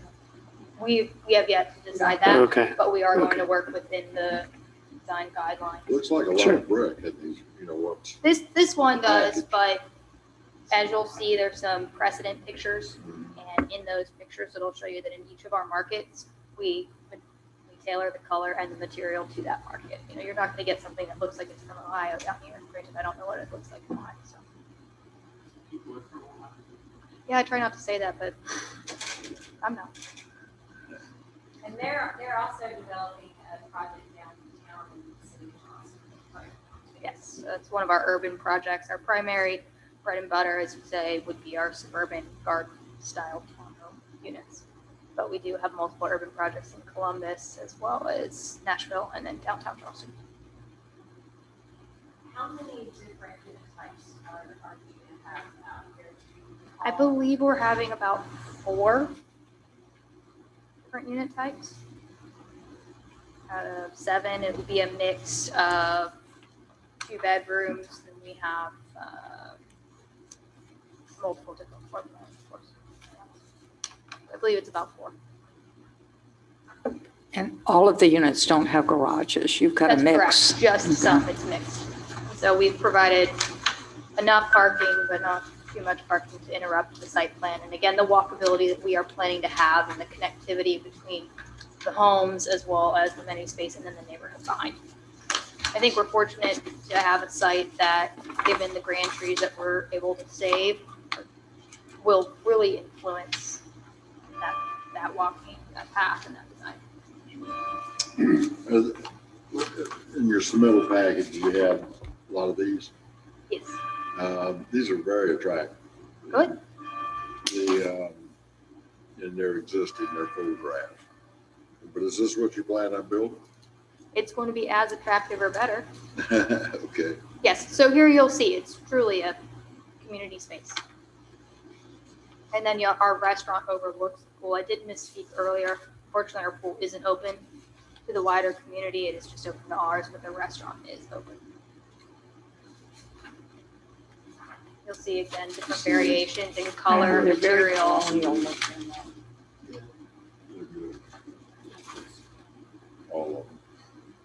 A lot of different styles, a lot of different looks, but You know, it's an extension of your home. You know, you might not have a yard, but that doesn't mean you don't have a park or a pool to spend your weekends. It's gonna have a fitness space. Yes, we also have a wellness component, which is open to the public. And that goes along with our co-working space as well. And in the PD, we have different street section types that will carry through the entire development. You'll see on this site plan, there is some parallel parking on the street, so it just depends on the different street section. And you know that a lot of that will carry over through the adjacent.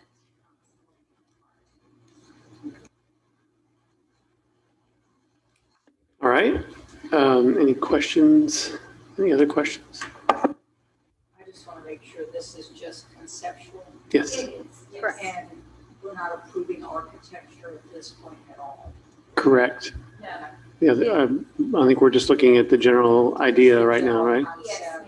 Yeah, we just wanted to bring this to y'all in this conceptual phase, just to introduce you to the project, introduce you to lifestyle communities, and just give your feedback on what we have so far. So we can Yeah, well, I think the idea is great. That we would have 1-story and 2-story, no 4-story. Okay, Bill? no, looks good. Yeah, I think I look forward to seeing it developed and our ideas. So Thank you looks very good. much. Thanks. Thank you very much. I just don't want it to look like this. I got confused. Okay, I come on. must have accused. You're I refuse. Oh, dear. Oh, I know what this is. Okay. Don't have anything to do with it, thank goodness. We're the only ones left. All right. The other two should come back. Yeah, well, Where are they? they should. I think when You mean- I hope Bill spots them on the way back, so Mm. give me a second. There they are. Well- Coming. It was too comfy back there. It was. Back there getting jealous. I just want to ask you, do you like this architecture? I don't have coronary. I knew it wasn't true. Next. Next item under new business is an application for conceptual review of a proposed redevelopment of the former Rite Aid store into a Harris Teeter fuel station and standalone Starbucks. The property zone GB General Business. This is in the Sawmill Village Shopping Center. This is an out parcel, obviously. And this is the first meeting. Following your staff comments, there's now landscape signage plan, lighting plan, just basic site plan. All of that will be submitted in further and later submittals. The fueling station has a canopy and attendant office with 5 pumps and 10 fueling stations. The Starbucks is approximately 2,200 square feet. The drive-through and outdoor seating. Both the attendant office and the Starbucks building have brick facades.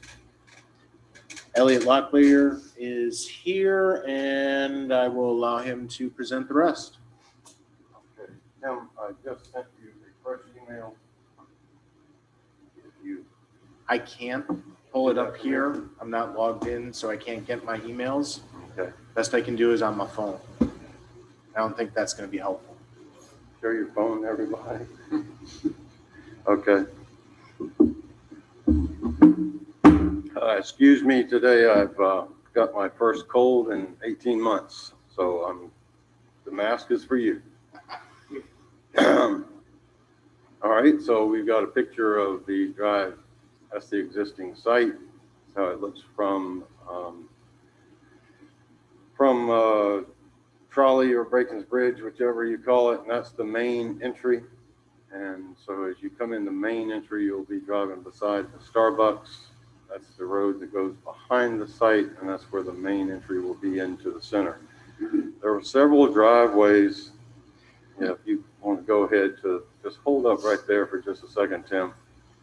This site had 1, 2, 3, 4 driveways, and the traffic study that was done early on said, can't do that again. So we have brought that down to 2, and they are placed to where they are better aligned with internal traffic patterns. Other than that, the point I'd like to make is that the majority of the perimeter curbing stays along Bacon's Bridge Road there. That edge of curbing stays, so all that landscaping that is already there stays, with the exception of the planter islands. On the other side, where the main entry into Sawmill Village is, that edge of curb stays there as well. We are getting a little bit into that lower right corner with the drive-through lane, but that's otherwise that well-established perimeter on those 2 sides stays put. All right, so now we can go into the site. Next sheet. All right, so what we've got is a fuel center on the left, and the Starbucks is on the right. The front of the Starbucks faces the intersection. It's pulled up as close as you can and still get a 2-lane drive-through around. The dumpsters to serve both facilities are in the rear.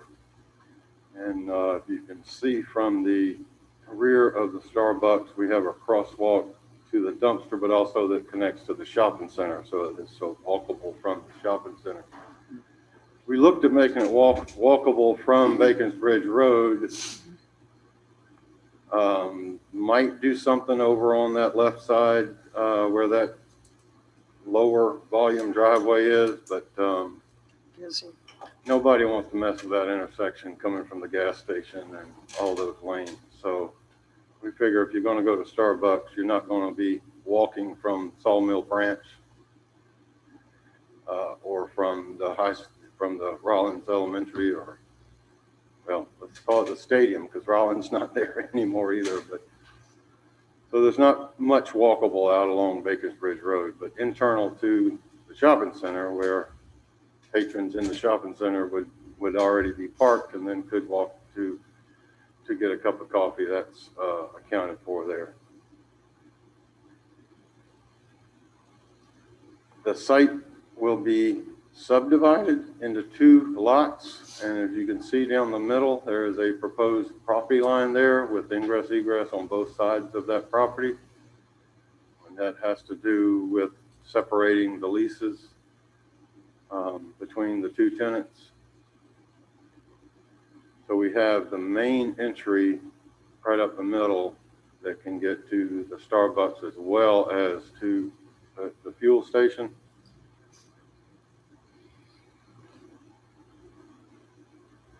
Excuse me. Each site has its dumpster. The Starbucks has its, I think, 15 parking spaces, which is the number, the town number based on the square footage. And then the fuel center has 2 parking spaces that are out toward Bacon's Bridge Road, along with the air station. And I think those other boxes are like cans of propane sales, like most gas stations have. So that kind of lays out the site. I don't know if you can see it, but there is a phase line there that because we feel like the Starbucks is a little farther out. So the fuel center and its entrances and access will probably be constructed first and might even be operating before work gets too much farther on the Starbucks. But the full width of the drive aisle would be already built. That's what we're anticipating anyway. We're going to try to permit it all together, but I just wanted, we'll probably expect to do the fuel center first and then work out all the details with Starbucks. A lot more architecture involved there. Okay, Tim, take a look. This is the standards, for the Harris Teeter on the fuel center. The columns are brick, which will match the brick of shopping center. The roof will match the awnings in the shopping center. And kind of I guess the way it is oriented right here, that would be the view from the main intersection of whatever, East Carolina, Bacon's Bridge Trolley. I'm not sure where it changes from one to the other there. The narrow end will face the highway and the parking lot of Sawmill Village, and the broad end will face the Starbucks and the other entrance on the rear.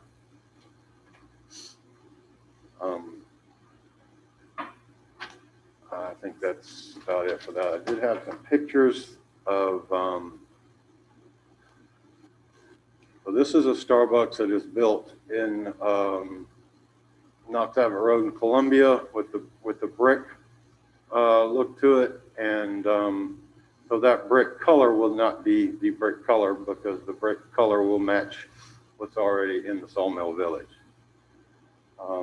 And this will also have a covered outside seating, and the outside seating will be larger than that. I think you're going to see a whole lot of that. Outside seating is part of the plan anymore. So that's similarly, you know, what the look would be with the Sawmill Village colors on the brick. And then the awning across the front would be covered. And I'm not the architect, but I had indicated brick pillars on the front to match the rest of it. All right. Is that about it, or you got the pictures from the other site? That's all I got. Okay.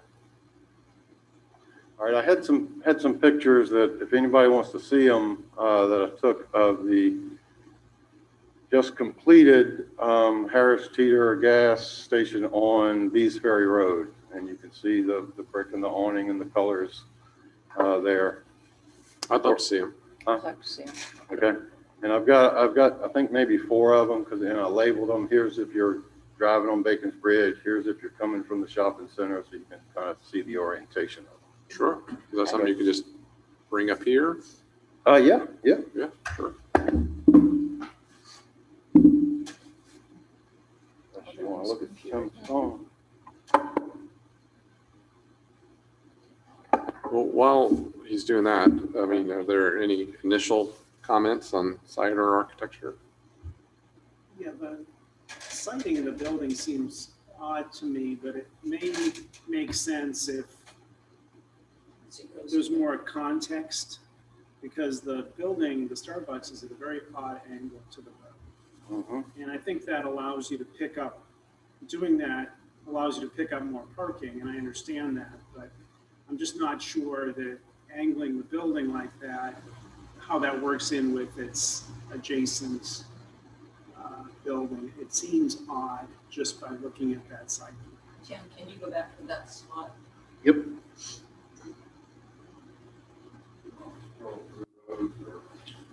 It's kind of angled to the road. It's not really. Okay. Let's hang on one second so we can go through these. And then we'll. Okay. So the colors. What you sent to my email, was it just the? We'll do just this.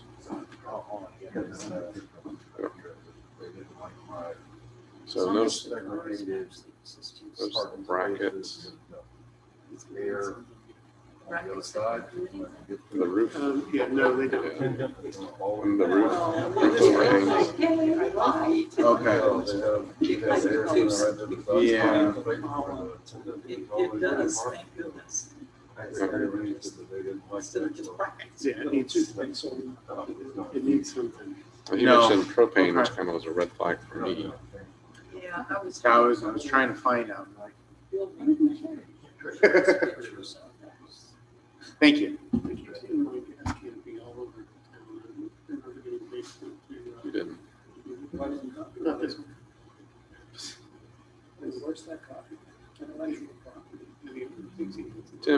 Tim, would you mind, sorry, but go back to the architectural rendering, the first one on the Harris Teeter? That one? Yes, sir. So is that? So is there an additional building as it's shown? Yeah, the kiosk for the attendant. Yeah, Oh, it here it just. is, Candy, in the picture. Picture. Okay. It's just And not there's on one that, in those pictures on the laptop as well. The photograph, plot. your photographs, are much more appealing than that. Because when I looked at that, I was like, there's no way. It looks No, but this plastic. is nice. The green in this photo, it looks like it's Very plastic. nice. And the, on The the, soffit is highly reflective.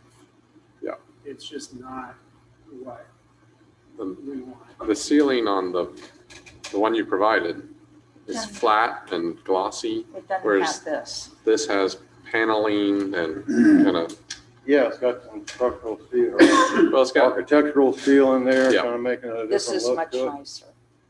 and my, I'll pass that along. and my comment was, or is, it needs to look as good as the one on Bees Ferry, if not better.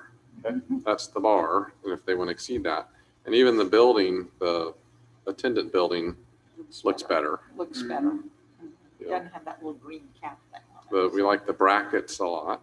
We'd expect to see the brackets. Okay.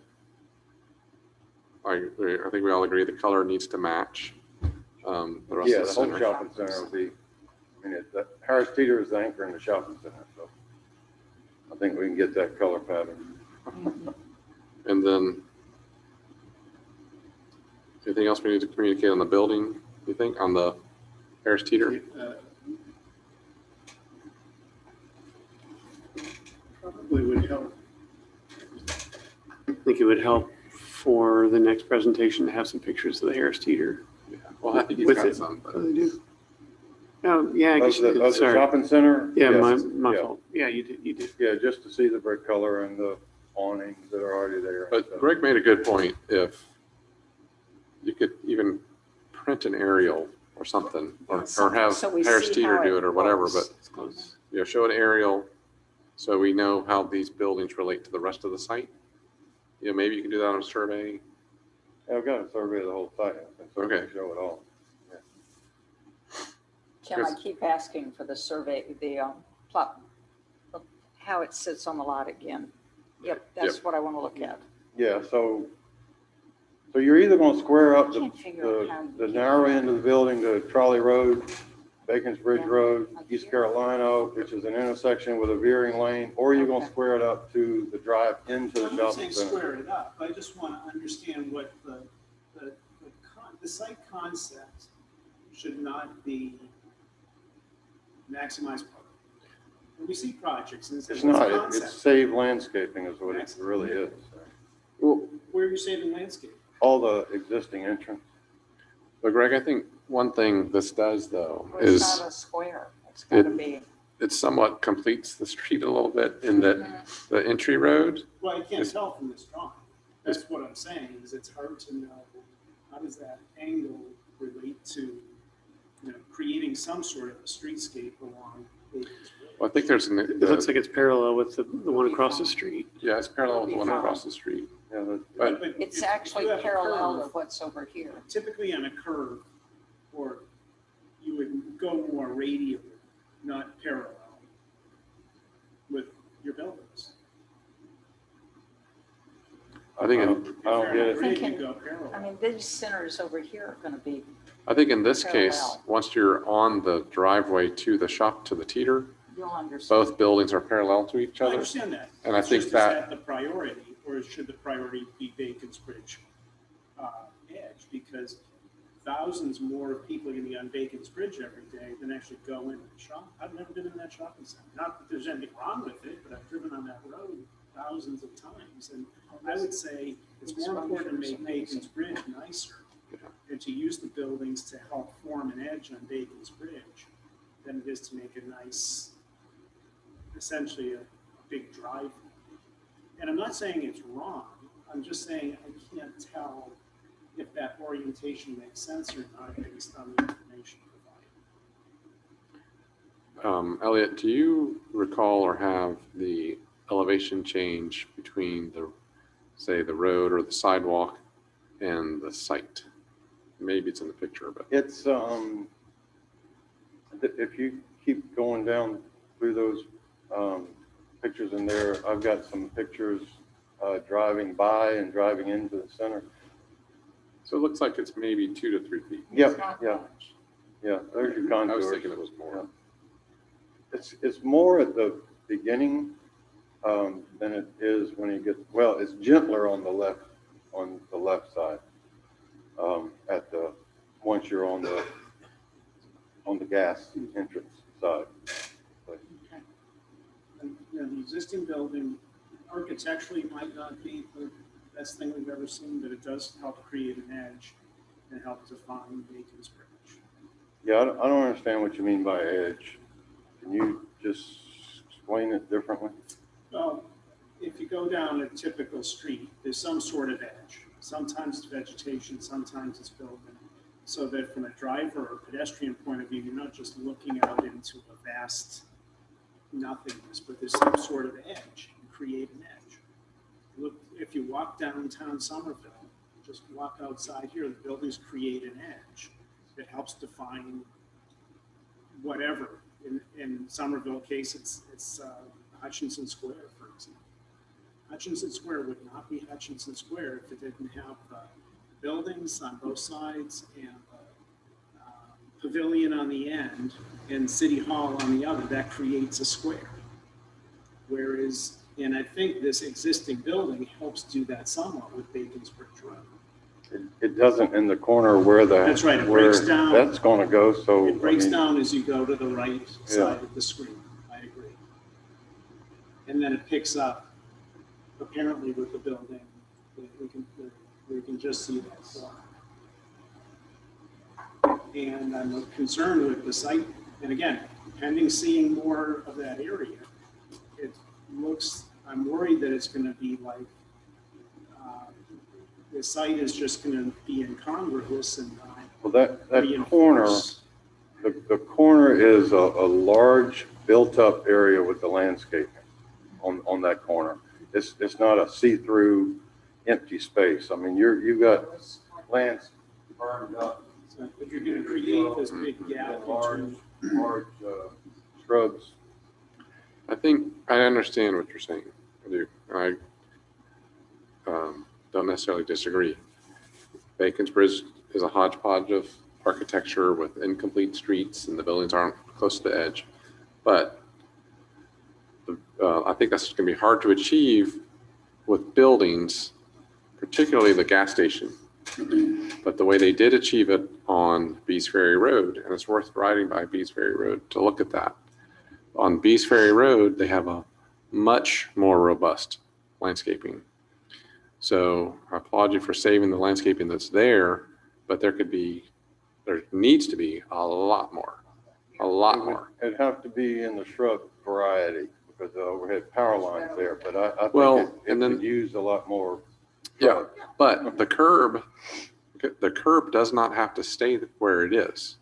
You know, the curb can push, particularly at the gas station, the curb can push towards the gas station, and that'll allow you to have a lot more planting in there. I think I understand your logic for the Starbucks, but at the gas station, that curb can slide up so maybe it's parallel with the gas station, and I can't quite see the dimension you have there, but it appears that a lot more vegetation can be added. And I think, Greg, that would go towards creating that edge you're talking about, or it would help, because I'm not sure if we can get there with the buildings, but I think we could with the landscaping. And there's really no edge over here. There's no This edge is over there. awful. And the other, I think, great examples of this kind of redevelopment is on Savannah Highway. And on Savannah Highway, they bring the building really close to the street, like Greg's mentioned, but they also put a brick wall down, say, in this case, Bacon's Bridge Road, and maybe even down the entry drive. That kind of creates that edge. That kind of makes it a little more comfortable for the pedestrian. Right now, believe it or not, I see a lot of people walking down Bacon's Bridge and walking from the gas station, the existing gas station. And I've seen, Across that intersection? yeah, I've been going to Wild Ginger a lot lately, I admit it. And having sushi once a week. But I know, but I've seen a lot of people trying to navigate that, and there's kind of no place for them to go, and it's really challenging. I think it's going to be challenging for you too, but I think that they do need to think about how they can get from the Starbucks to the trail, because that's just good business for Starbucks. If you can park in the right, sure, in the back, or they're going to park in this parking lot, get a Starbucks, and then go up to the trail. That's what they do with the Cooper River Bridge, that gas station right when you get into Mount Pleasant. The gas station loves people parking there apparently, because they do it. But I've seen them, they get drinks and food, snacks or whatever, and then they walk the bridge. So I think we've got to study real hard how that interconnectivity. Well, I couldn't find a spot that didn't put you in the drive-through. If you come off of the Bacon's Bridge roadside to the Starbucks, everything's crossing the drive-through. Not that that's a fast traffic, but it's a lot of cars and people passing through there, because you're going to be pushing your bike and kids with a cart and a stroller or whatnot. And that's, the closer you get to the corner, the more relief and the steeper it is. So there wasn't anywhere that I could find to make an ADA accessible from there. But I think people are, but I don't know that that's a requirement, but you want to try. Sure. I think people are going to do it anyway. I've seen it. So it's challenging. I absolutely agree. And it kind of goes against what we do, because at the end of the day, we don't think it's necessarily the safest thing. You don't want to encourage them, but people are going to do it anyway. So I think we've got to provide for them. Maybe the crossing's back here. Yeah, maybe it's back there. If folks come and go down those shops and then cross further back. Right. Maybe that's it. And I think maybe, and I think Candy, you were mentioning this too, maybe there's an opportunity, since this is kind of part of the whole shopping center. Maybe you work with, I'm assuming it's the same property owner or the partners or whatever, but maybe you have to go through the Harris Teeter site, maybe between the buildings. Maybe there's an access point that way. I don't know. Maybe it's in the back. The driveway is there for sure. Driveway's there, so there's got To get to the Sawmill trail. Trail, it's on the other side of the canal at that point. Yeah, but then maybe can you kind of curve back up at the gas station and then go across? Well, I don't own anybody's property but the one I'm working with. I know. So I can't put a walkway to the. But you can on Sunoco. this property. Huh? But you can on this property. Yeah, I can make a Yeah. connection to the right of way. I'll find a spot. We just have some steps. It's not. Yeah, there's probably a trail there already. It's kind of a dirt trail. I think it's a great project. It's going to be very good Yeah. to have there. The Starbucks will be very popular. The fuel program with Harris Teeter, people love that. So I use the one at Holly Beach all the time, so we have to use this one. So, Yeah. good. And I'm going to write up the East area and see how that looks. Looks real good. Yeah, it's got a pretty good buffer out to the road. from where it started. Well, that's probably what we need here. A pretty good buffer. I don't have any issue with the shared driveway. Mhm. And specifically the one that's plan north-south. I guess it's, yeah, between the buildings there. So even with the property line there, we can get around the planted buffer between adjacent properties, the shared drive. I'm fine with that if we're allowed to be, yeah.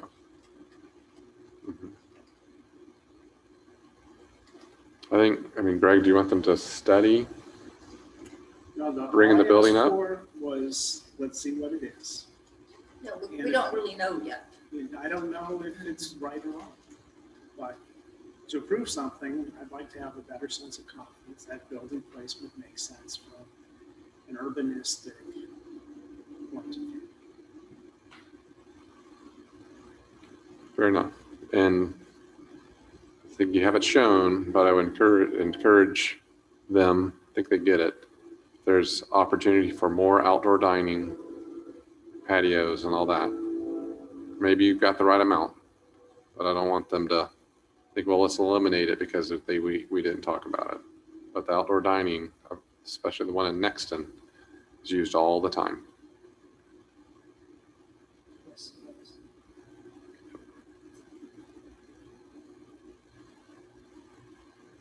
All right, it's just conceptual. Any other comments? Is our dumpsters are okay where they are, the parking spaces? I think one challenging thing is there appears to be just a very narrow curb between the drive-through and the rest of the parking lot. I wish there were a different solution for that. The narrow one that's separates the. Yeah, it's only like a curb and gutter back to back with maybe 6 inches between it. I think that could be. Because they've got some signage there. Yeah, that could be run over. Not noticed. Well, the constraint is the existing sign and that curve around it. That's an existing thing that can't really move. I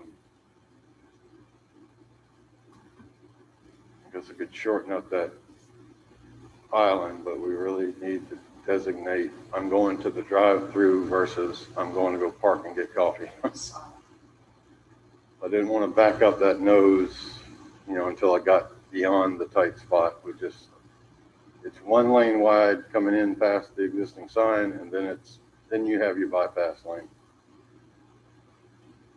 And that acute curve made the extra width around the turns necessary to get back out.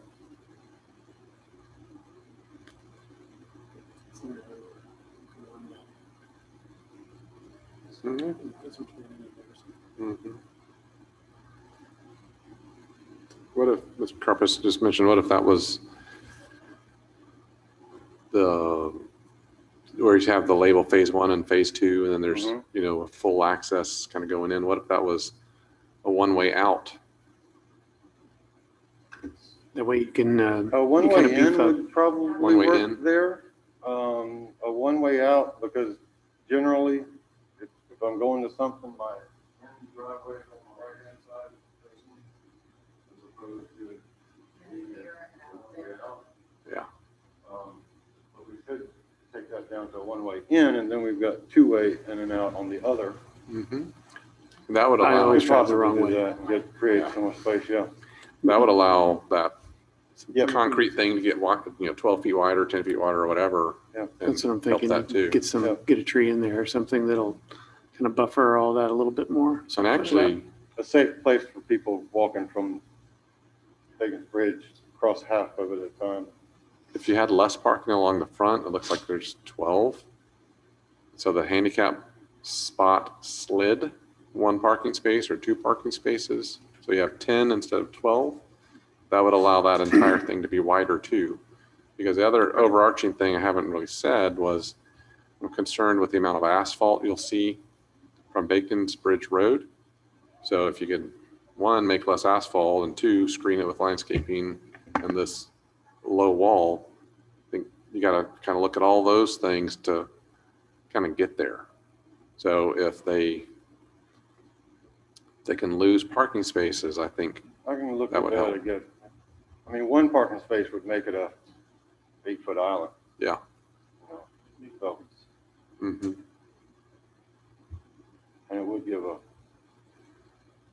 spot there if somebody's trying to cross from Bacon's Bridge to kind of get through the drive-through and then or get through the parking lot. The handicap space is essentially a walk to get to the outdoor seating and door at that end for anybody walking up from that side. So Or you could still slide that down. You could still lose a space and slide it down. Yeah. Still get there. Yeah. Still meet code. Yeah, it's centered in that outdoor seating area. I could put it closer to the interior corner, and yeah, we can make that work. And the bicycle space is there as well.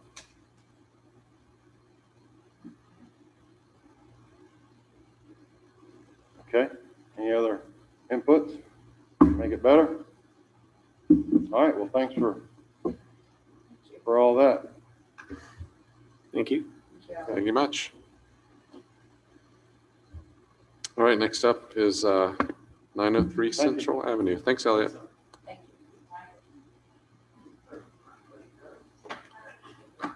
Just make sure you state your name and sign in, please.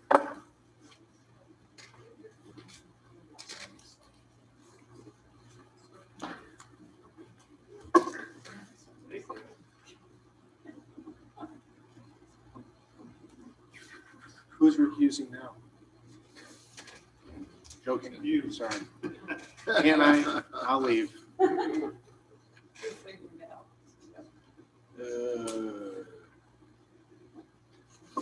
is easy. Hi, good evening. I'm Nancy McEwen with TUPCO, and I'm here to present the Fish Camp. As we know, Fish Camp is located on Central Avenue. And the owner came to us about a year ago and wanted a covered outdoor dining pavilion area. And as you've noticed right now, he's got the tents out, which are super nice. They're awesome. But now that things have settled down and we've designed and put together a covered canopy for him.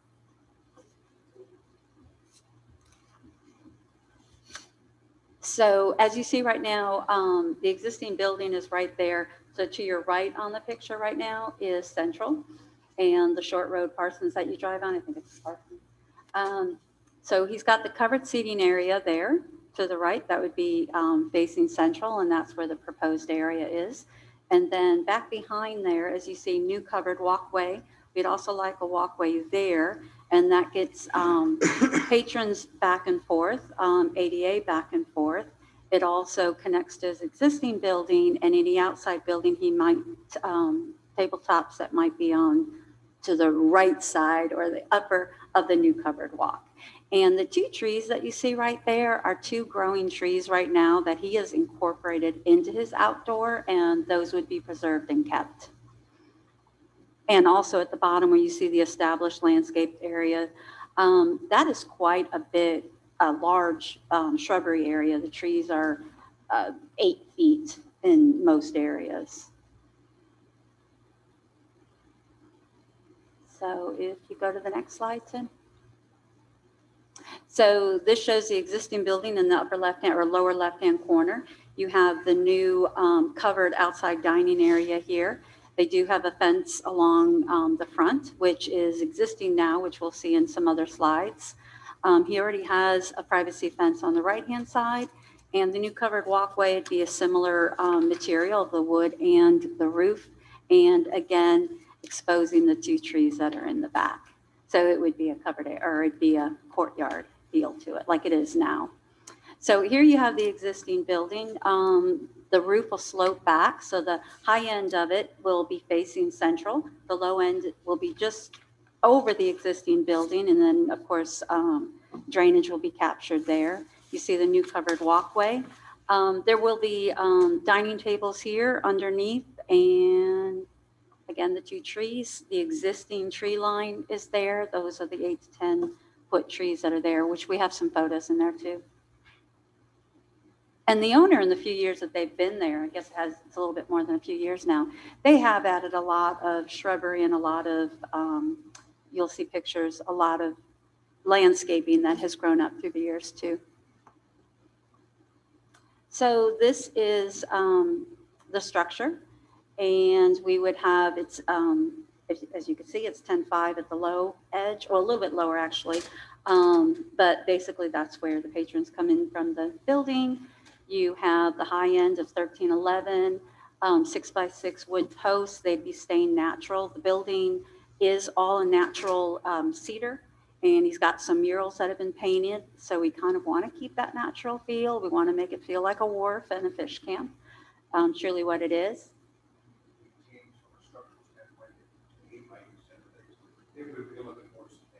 Oh, okay. I was not aware of that. 8x8 wood. Okay. Yeah. So the pictures that you're showing just kind of envision those structures a little bit more sturdier. No, well, larger. Galvanized roof on the top, by the way, in that picture. So here is, they already have a fence there, and she has got some jasmine that has established and going just crazy, and it looks beautiful and it smells great. So we want to continue that. The wood, of course, like I said, it would be a medium dark color.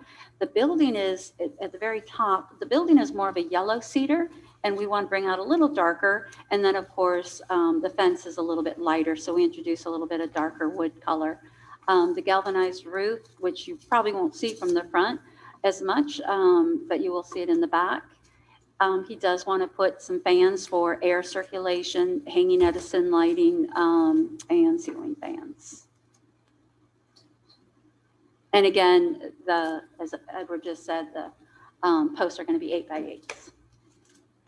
And somewhere when I got here, I had a piece of wood sample, but I guess as the night went on from changing seats, I have misplaced it somewhere in the building. So my apologies for that. But I do. It happens when you've been here for almost 3 hours. 4 hours. This isn't as bad as I thought it was going to be. So. But I pulled it up on my phone. We're basically looking at the wood behind you guys. We want like a dark walnut color, and you'll see in the cedar on the existing building when we get to the photos. We want to pick up that darker wood.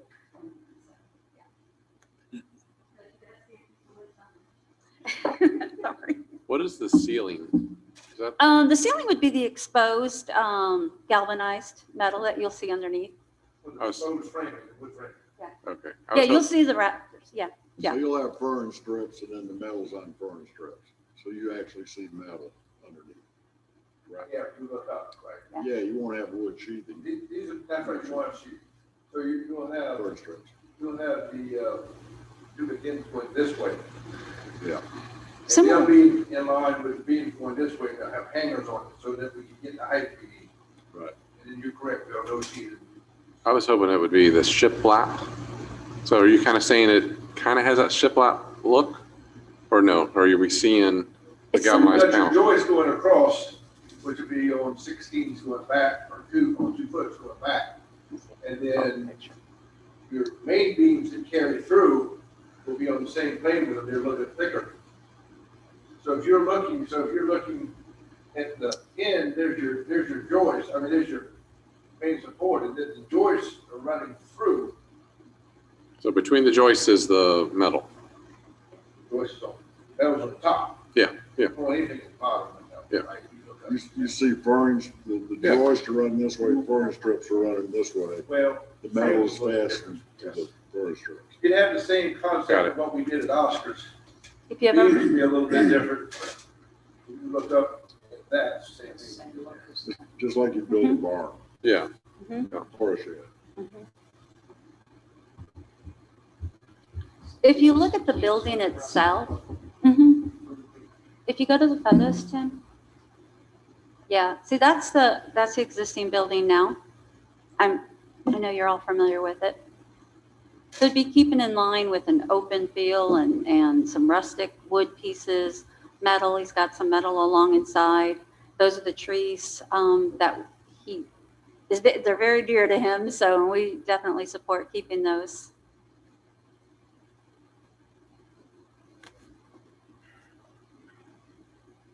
We'll have to move that fish camp sign where it sits just slightly, get it up, and then we go right back on where it is. The back side, front back side. It's not a formal eating area. I mean, it is real casual. You kind of feel like you're at someone's house when you're there.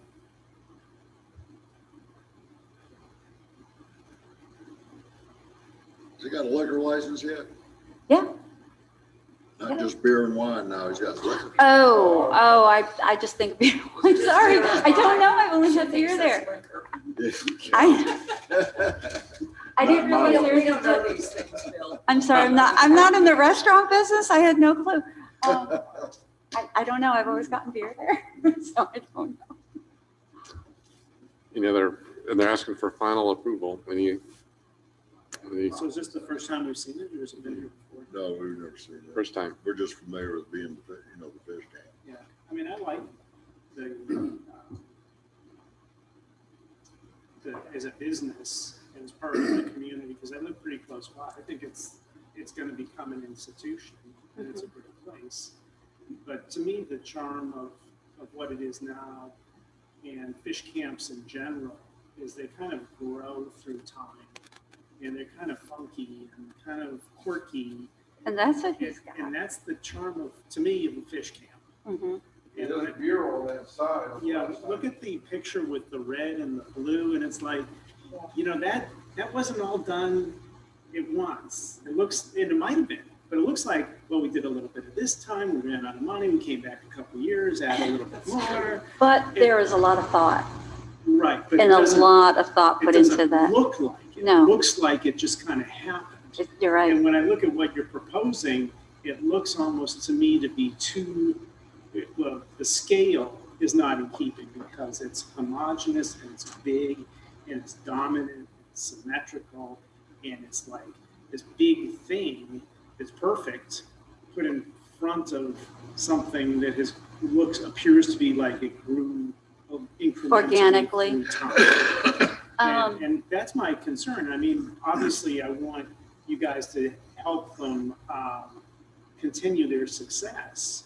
But I just look at the solution and think, I kind of like the tents better because the tent, to me, I don't like the look of the tent, but I like the idea of the tent because it just seems like you did what you could at the time and then you come back and you do more versus this one sort of, it looks like a monument to me. He was really progressive with How those big tents. is this monument? 10, Go back up to the 12, front. 12 by 20? It's huge, 12 by 20. No, it's not. It's like 40 by 60. 48, 7 by 19. 20, basically. 20 by 48. One of the reasons why we went 800 square feet ain't big. one of the reasons why we went taller too is that you can see fish camp still. We didn't want to hide fish camp. We didn't want to hide their uniqueness, their eclecticness. They've got some beautiful trees back there that'll show through. So that was a concern. And we did think of, the higher in the front versus a low overhang. And all you see is a roof any lower, and we're going to hide fish camp. We're going to hide their color. So that was a consideration, but we're trying to Well, that's still the funky see. look with it. You've got the roof backwards, actually. Oh. Sloping towards the building, not sloping out to the street. Yeah. That's kind of bizarre right there Yeah. by itself. Yeah. Look for Because if you funkiness, did it down that's the other way, funky you enough. could just close off that whole. Yeah. And any lower, and we wouldn't be able to overhang the existing building. Right. So it's a tight, if you go back to the side view, Tim, maybe one more.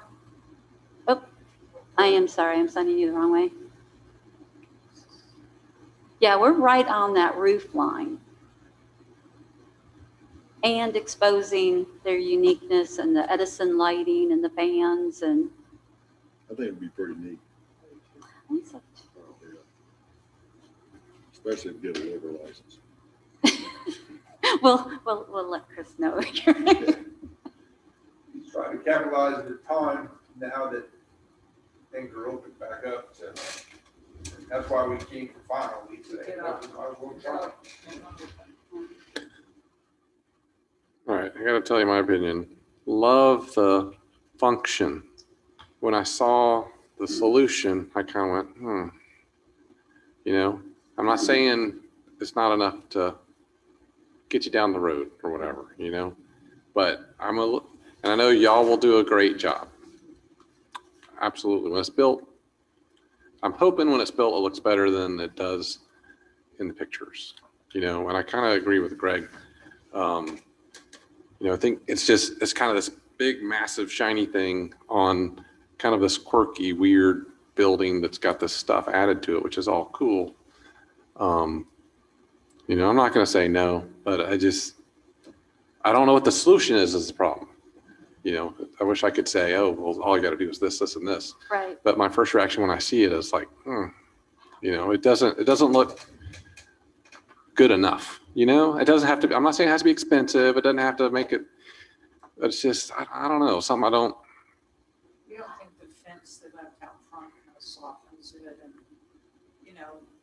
Maybe. You gotta put a roof over there somehow, because if you're gonna cover it. Yeah, I get it. Oh, I see. I get it. What if, okay, so this is the structure and this is the bones of what we're trying to achieve. Making it sturdy, viable, and a structure that'll be up there for a long time, and of course protect clients and, or I should say customers and their work staff from the rain. But what if his knack, and maybe it's his wife, I don't know if it's his wife and Chris together, but what if they like decorate fish nets and warm it up? And I guess maybe that's what we're not showing is how Chris and his wife are going to make it their own and gonna make it unique. And maybe that's a component that. Maybe it's different colors or something, you know, instead of all one color, maybe it's got that teal blue that's on a lot of ceilings or whatever. I don't know. Because I can imagine he's going to hang like some kayak or something upside down from the ceiling and have a flash of blue or red or yellow. And I just wonder if we can approach Chris too and just, because I'm sure his wife is already thinking about this. And like I said, Chris too. But I wonder if. Well, when you see with all the lights on and everything else, it's gonna, and then they'll have some kind of netting, I guarantee you, right? Exactly. And maybe even some fishing. Might end up on a screen. Mm-hmm. We were trying not to take away, and I don't know, I'm not.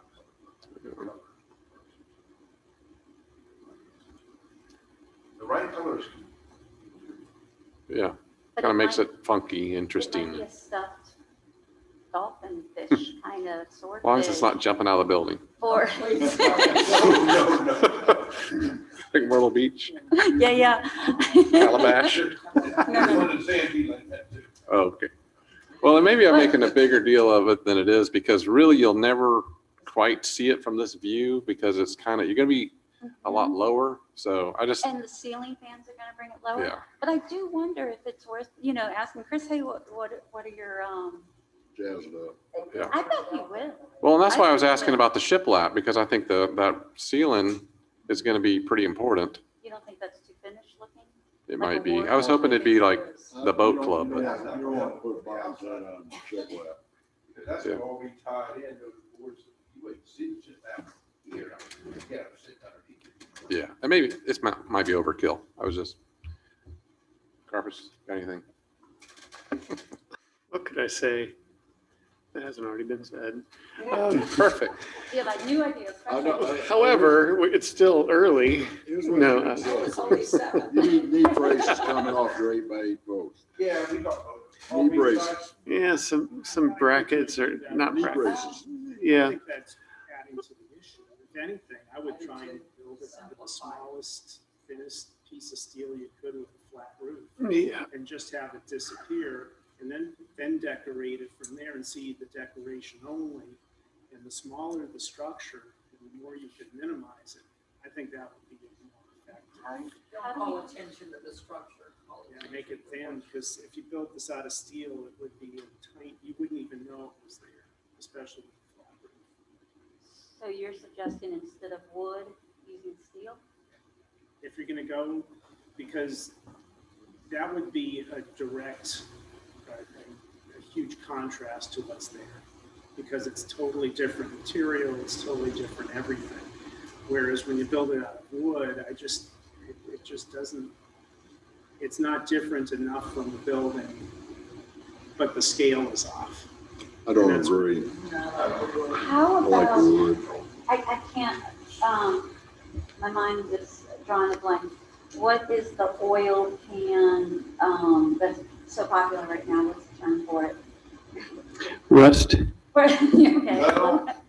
Yeah, the metal oil tin look, it's kind of a corrugated metal that's going up all over the place. Taco Bell has it next to, no, but somewhere on the sides, if Chris incorporates that somewhere, maybe that could bring some metal in. It's not metal for metal's sake. It's the ability to have much smaller. Why don't we get this over with? Yeah. Yeah, I think it's fine too. If you want to, if it's too high, you can taper the end of the rafter down and where the roof is, like a rafter tail kind of thing. If you want to bring that down. Like it's coming down. Yeah. But any other suggestions would just be, from me, I think would be just adding a lot to the cost that isn't really necessary. It's, we're actually looking for something, I think, that looks less refined than even the drawing. And so. We're trying to bring it down in a very eclectic. Yeah. Maybe for me, it needs to be like the flatter roof rather than the angle, but. Is it sloped because of the, sorry. It's sloped so that you can see the front of the building. Yeah, they don't Gotcha. want to hide the building. Why don't you just, Well, they gotta get the water to run off the middle roof, otherwise it'll leak. 'Cause this ain't standing seam roof. but it could be like a 1% or something, or 2%. Not with a screw down nail roof. It'll only go like 2 and 12, I think, is the We can lower it now, but I don't think we want to lower it less than about, that's probably a 2. Mm-hmm. We would probably don't want to go under 1. You don't wanna go under a 3. Other than that, you'd have to go to standing seam metal, where you can go 0.25%. All right, well, I think to wrap this up, it's fine. If it's, all right, as long as it looks similar, I would say I'm ready to approve it if you just take our discussions into consideration. If you can make it a little better, make it better. If you have to end with that, end with that. One thing, we put it up, we can play with color. Yeah. Well, you got a lot of latitude here. We're giving you a lot of latitude. want Because we trust Nancy, Ed. We trust Nancy. Well, we trust Nancy, He's got but we sense. also can consult with Tim and Jesse too. Yeah. We wouldn't figure out Tim color raised out. his eyebrows on that one. I'm calling for a motion. Make a motion for our final approval. Second? All in favor, say aye. Aye. Aye. Any opposed? One opposed. All right, thank you so much. Thank you. Appreciate it. Tim, do you have any other business? All right, need a motion to You don't have any adjourn. signs? I think Bill had a motion to adjourn. I second Bill's motion to adjourn. Carpus had a second. All vote. Aye. Yes, yeah, Wow is right. Well, actually, with all this on this agenda, that wasn't bad.